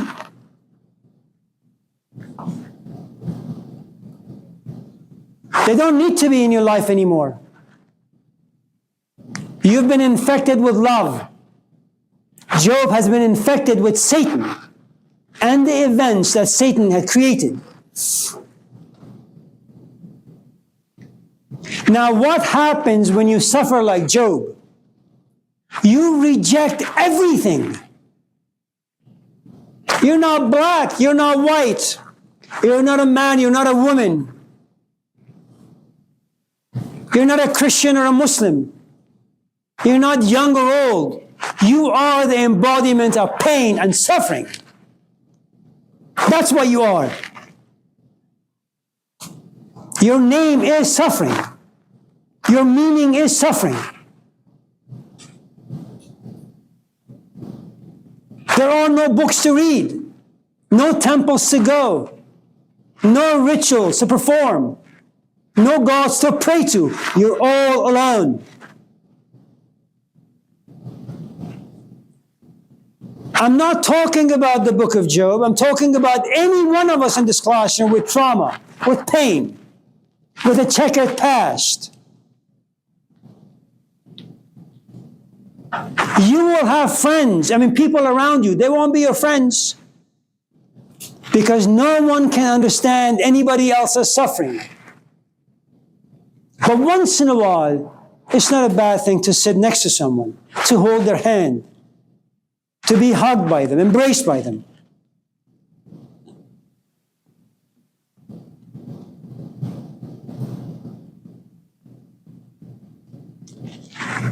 Now, Job has to sit and be seasoned in pain. Remember chaos as two kids. Night or darkness and confusion. Eventually, these two components mate. They become intimate. Very much like Plato's allegory of the cave. It's all dark. And if you're able to endure the journey, you will see the light coming from the mouth of the cave. God waits and waits and waits and waits until Job is expelled from the Garden of Eden, until Job has become a good Taoist and has become empty of everything. He's become formless. He belongs to no one and nothing. Then all of a sudden God appears. But not in a way that Job understands. God appears in a way that Søren Kierkegaard, the Danish philosopher, would say. I can't see God. I can't smell God. All I know is that I feel this awesome presence. And in this presence, all I have is fear and trembling.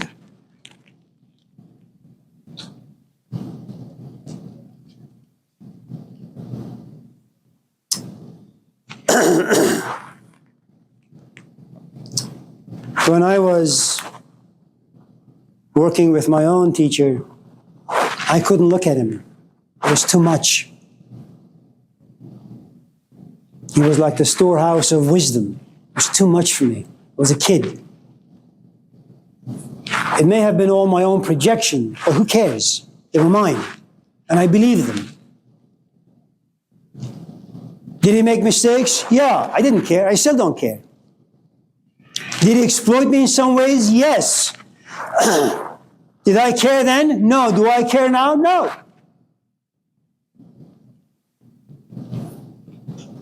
Was I used? Absolutely.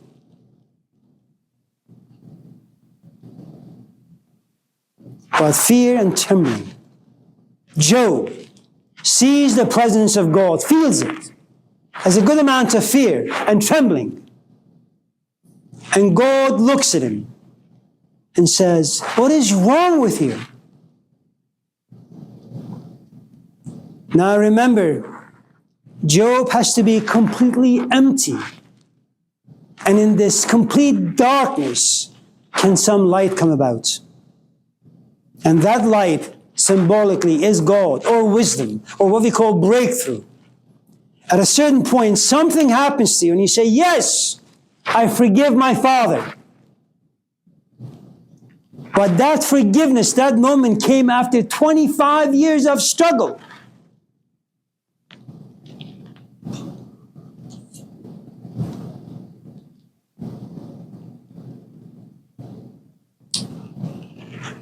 And do you know what God tells Job?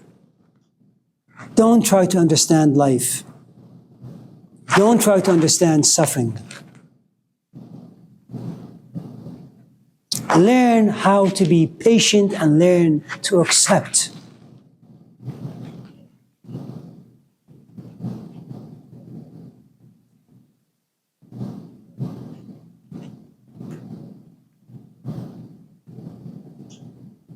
I'm not talking about accepting the Dr. Phil way or Oprah Winfrey way.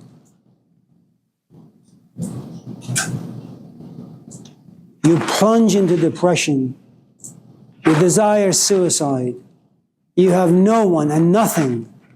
All of a sudden you have a breakthrough. And what the breakthrough gives you, like what Elizabeth Kubler-Ross would say, first you deny, then you become angry, then you bargain, then you get depressed. Then you say, life gives and life takes away. I can't wrestle with life. I can't fight life. I can't beat up life. I will simply accept life. And here's the thing. When you read the end of the book, and for those of you who are interested in zodiac and horoscopes, astrology especially, you have the mention of all these planets that are all symbolic. But all of the side, what happens to Job is the following. He resurrects from the dead. He resurrects from depression, from being lifeless. He walks into life. If he only had 2 sheep, now he has 50. If he had a land that was dry and dead, now it's lush. And that's the thing about acceptance. You see beauty and you see the beast. And they both have equal value to you.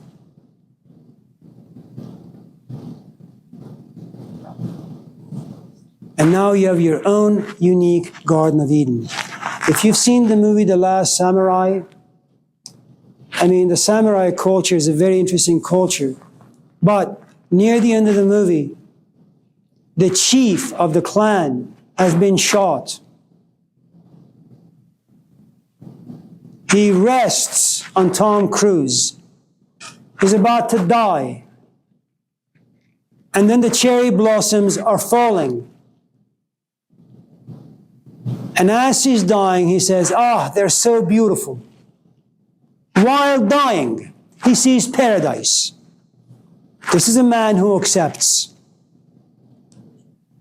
Now, the only way anyone can accept is to live to lose, to grieve, to become lonely, to have a breakthrough, and then you understand. And this understanding is not intellectual. It's not just a set of information you've read in books or heard from other people. It comes from you and through you. It's yours. It's what Confucius had argued. People can steal your watch, your car, but they can never steal your wisdom.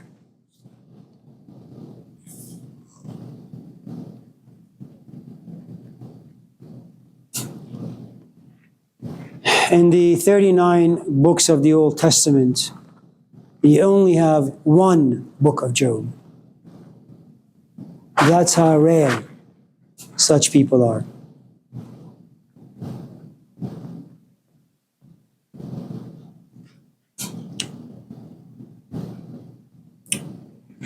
Do you have any questions or comments?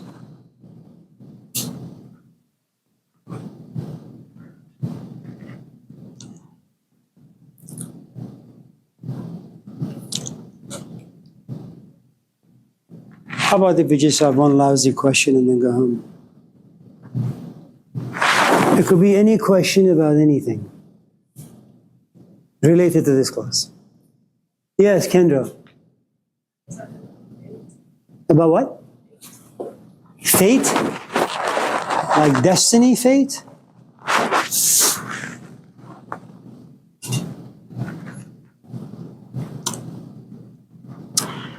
If by fate you mean acceptance, that you say this was destined, this is how my story was written, it's not an easy thing to say and it's not an easy thing to come to.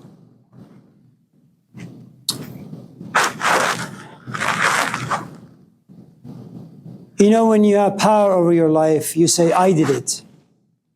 When life hands you a bad deal and you fall apart, you say, it's fate, because you have no power to fix it.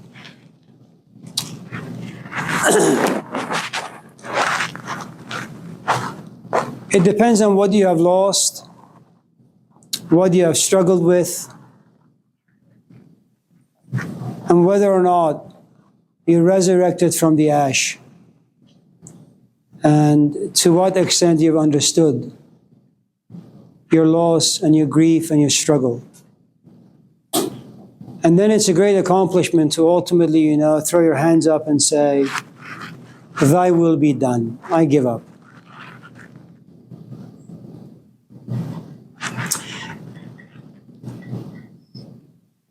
And it's a great place to be, because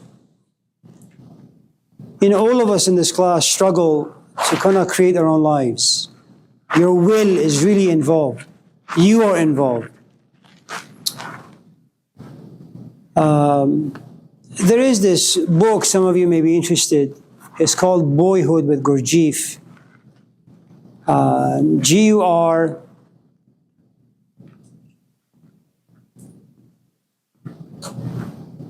J-U-D-I-E-F-F. I butchered it, but Gurdjieff. Anyways, so there is this young kid. The story is about this 13-year-old kid who eventually worked with Gurdjieff or was his servant for about 2-3 years, and then wrote the book about 30-40 years later.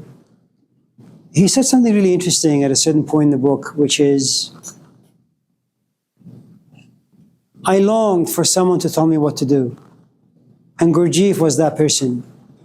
I was a 13-year-old, came from a divorced background. My mom was over there, my dad was over there. I was raised by other people. And eventually, someone took me to Gurdjieff, we had a chat, and he said, why don't you come and stay with us? It was maybe 11 or 12 or 13 maybe. And it's a funny thing as kids, we depend on our parents so much to be told what to do, where to go, what not to do. Parents struggle to kind of protect us to some extent. But we need to be guided like animals, like dogs, you know. And by the time you get to a place of faith, what you're saying is, I am so tired, I was struggling to figure out what I'm good in life, what path I should take, who I should mate with, what I should do, what I shouldn't do. I'm just going to leave everything up to life.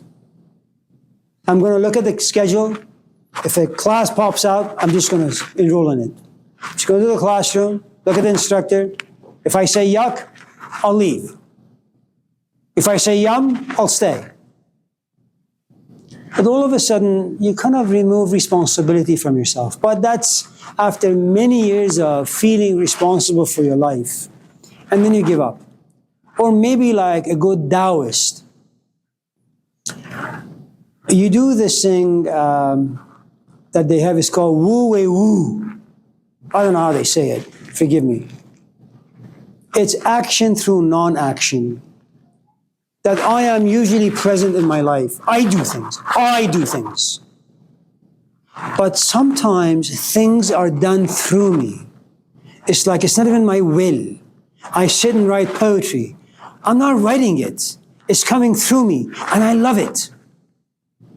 But when I try to engage, when I try to involve, everything just comes out bad. It smells bad.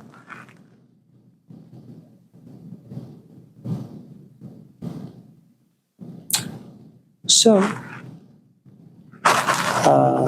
fate is what Job had at the end of the book. But that particular fate, that kind of a fate, much later after much suffering. And I may be wrong, but probably yeah.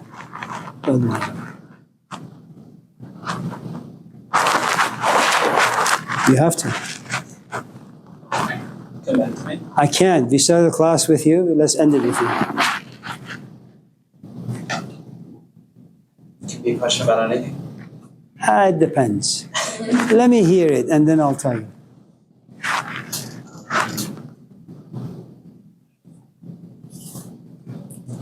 Allahu Akbar.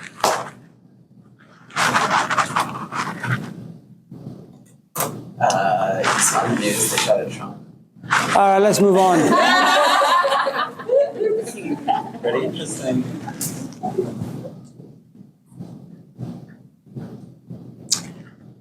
Anyone else with anything? Yeah, and then Chantal. Yeah, go ahead. Good. The quote you said at the end, life is like, it reminded me of what you said at the end of the story where the woman lost her son and she was knocking on all the doors. Oh, the Buddha story. Yeah. Yeah, I was very intrigued by that, and I was just like, I guess what do you interpret just from that quote? I think the story is incomplete. I mean, first of all, if I was to be honest, I stole the story from Chris.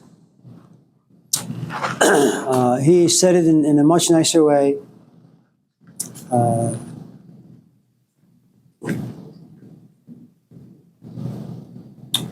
For those of you who may not know the story, forgive me, Chris. It's about a woman who had a son, loved her son. The son died. And she's overcome with grief and sadness. And she goes to the Buddha and says, "You're able to bring people back to life. Bring my son back to life." And the Buddha says, "Yeah, okay, I can. But before I do, why don't you go knock on the doors in our village? And anyone who opens the door, ask them if they've ever suffered a loss, if they've ever grieved. And if you find anyone who has not suffered a loss, who has not been sad, I'll bring your son back." The woman, of course, goes, knocks on all these doors and comes back and says, "Yeah, everyone has." So grief happens to be, or loss happens to be universal.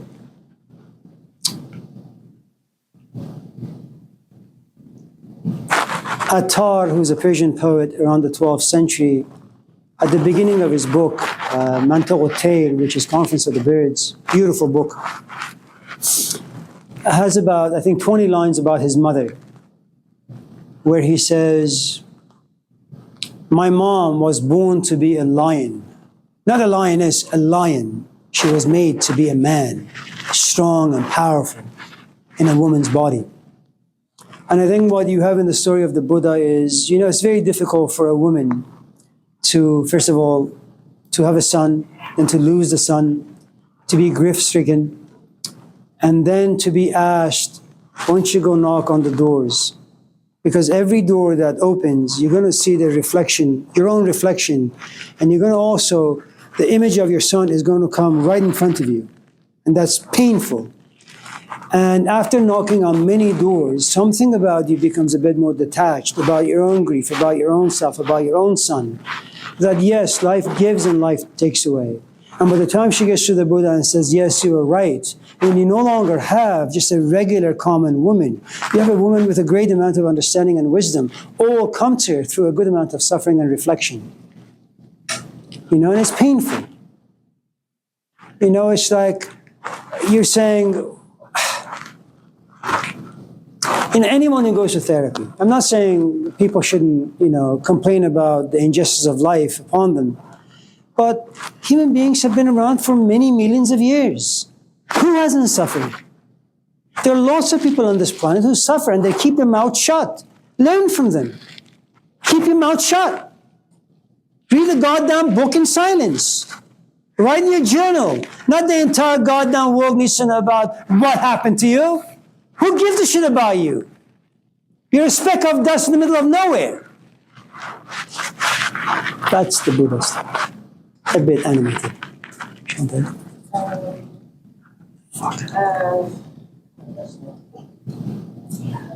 Made me think a little bit about what we were talking about.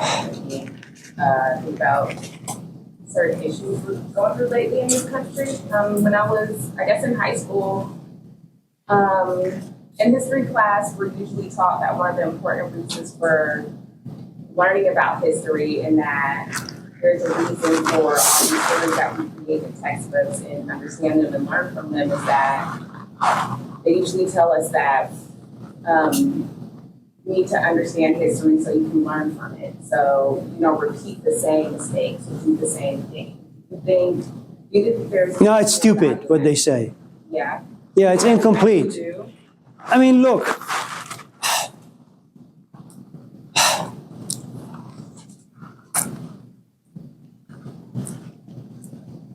When you say, so you don't repeat the history, I'm guessing that there is something very unpleasant about the history.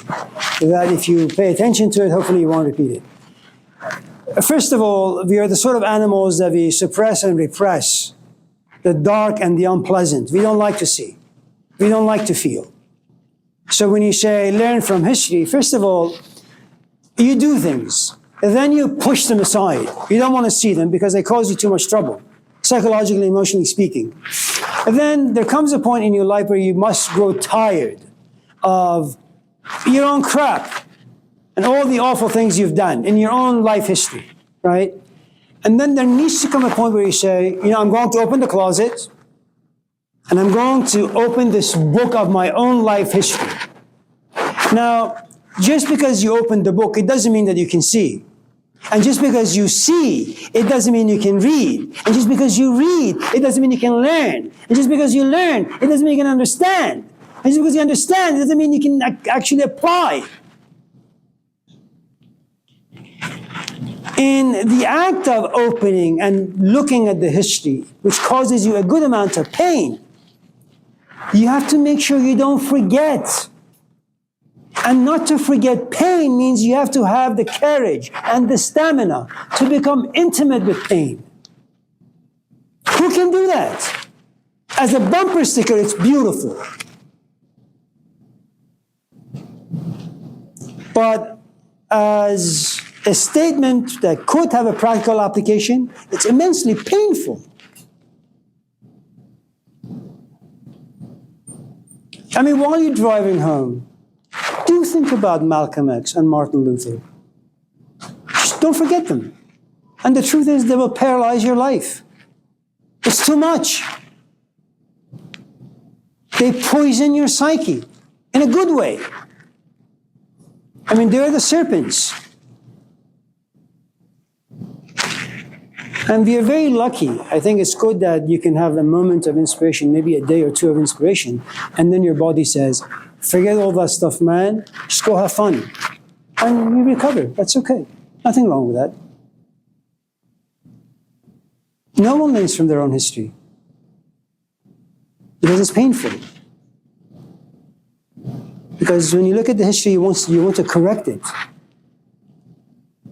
You know, it's like you write me an essay and I give you a C. You come to my office and you say, okay, I made a mistake. What can I do to get an A? Okay, sit your ass down and think. But that's about like 20 hours of work.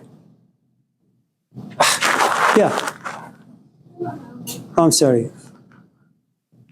Forgive my bad mood. It's really not my fault. It's fate. Just kidding.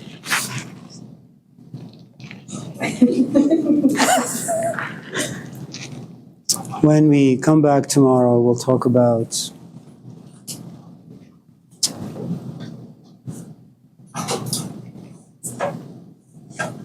more Judaism. Have a nice day or evening. Wherever you're walking to, please walk in group. You know, make sure you're accompanied by someone. You too. Thank you. Thank you.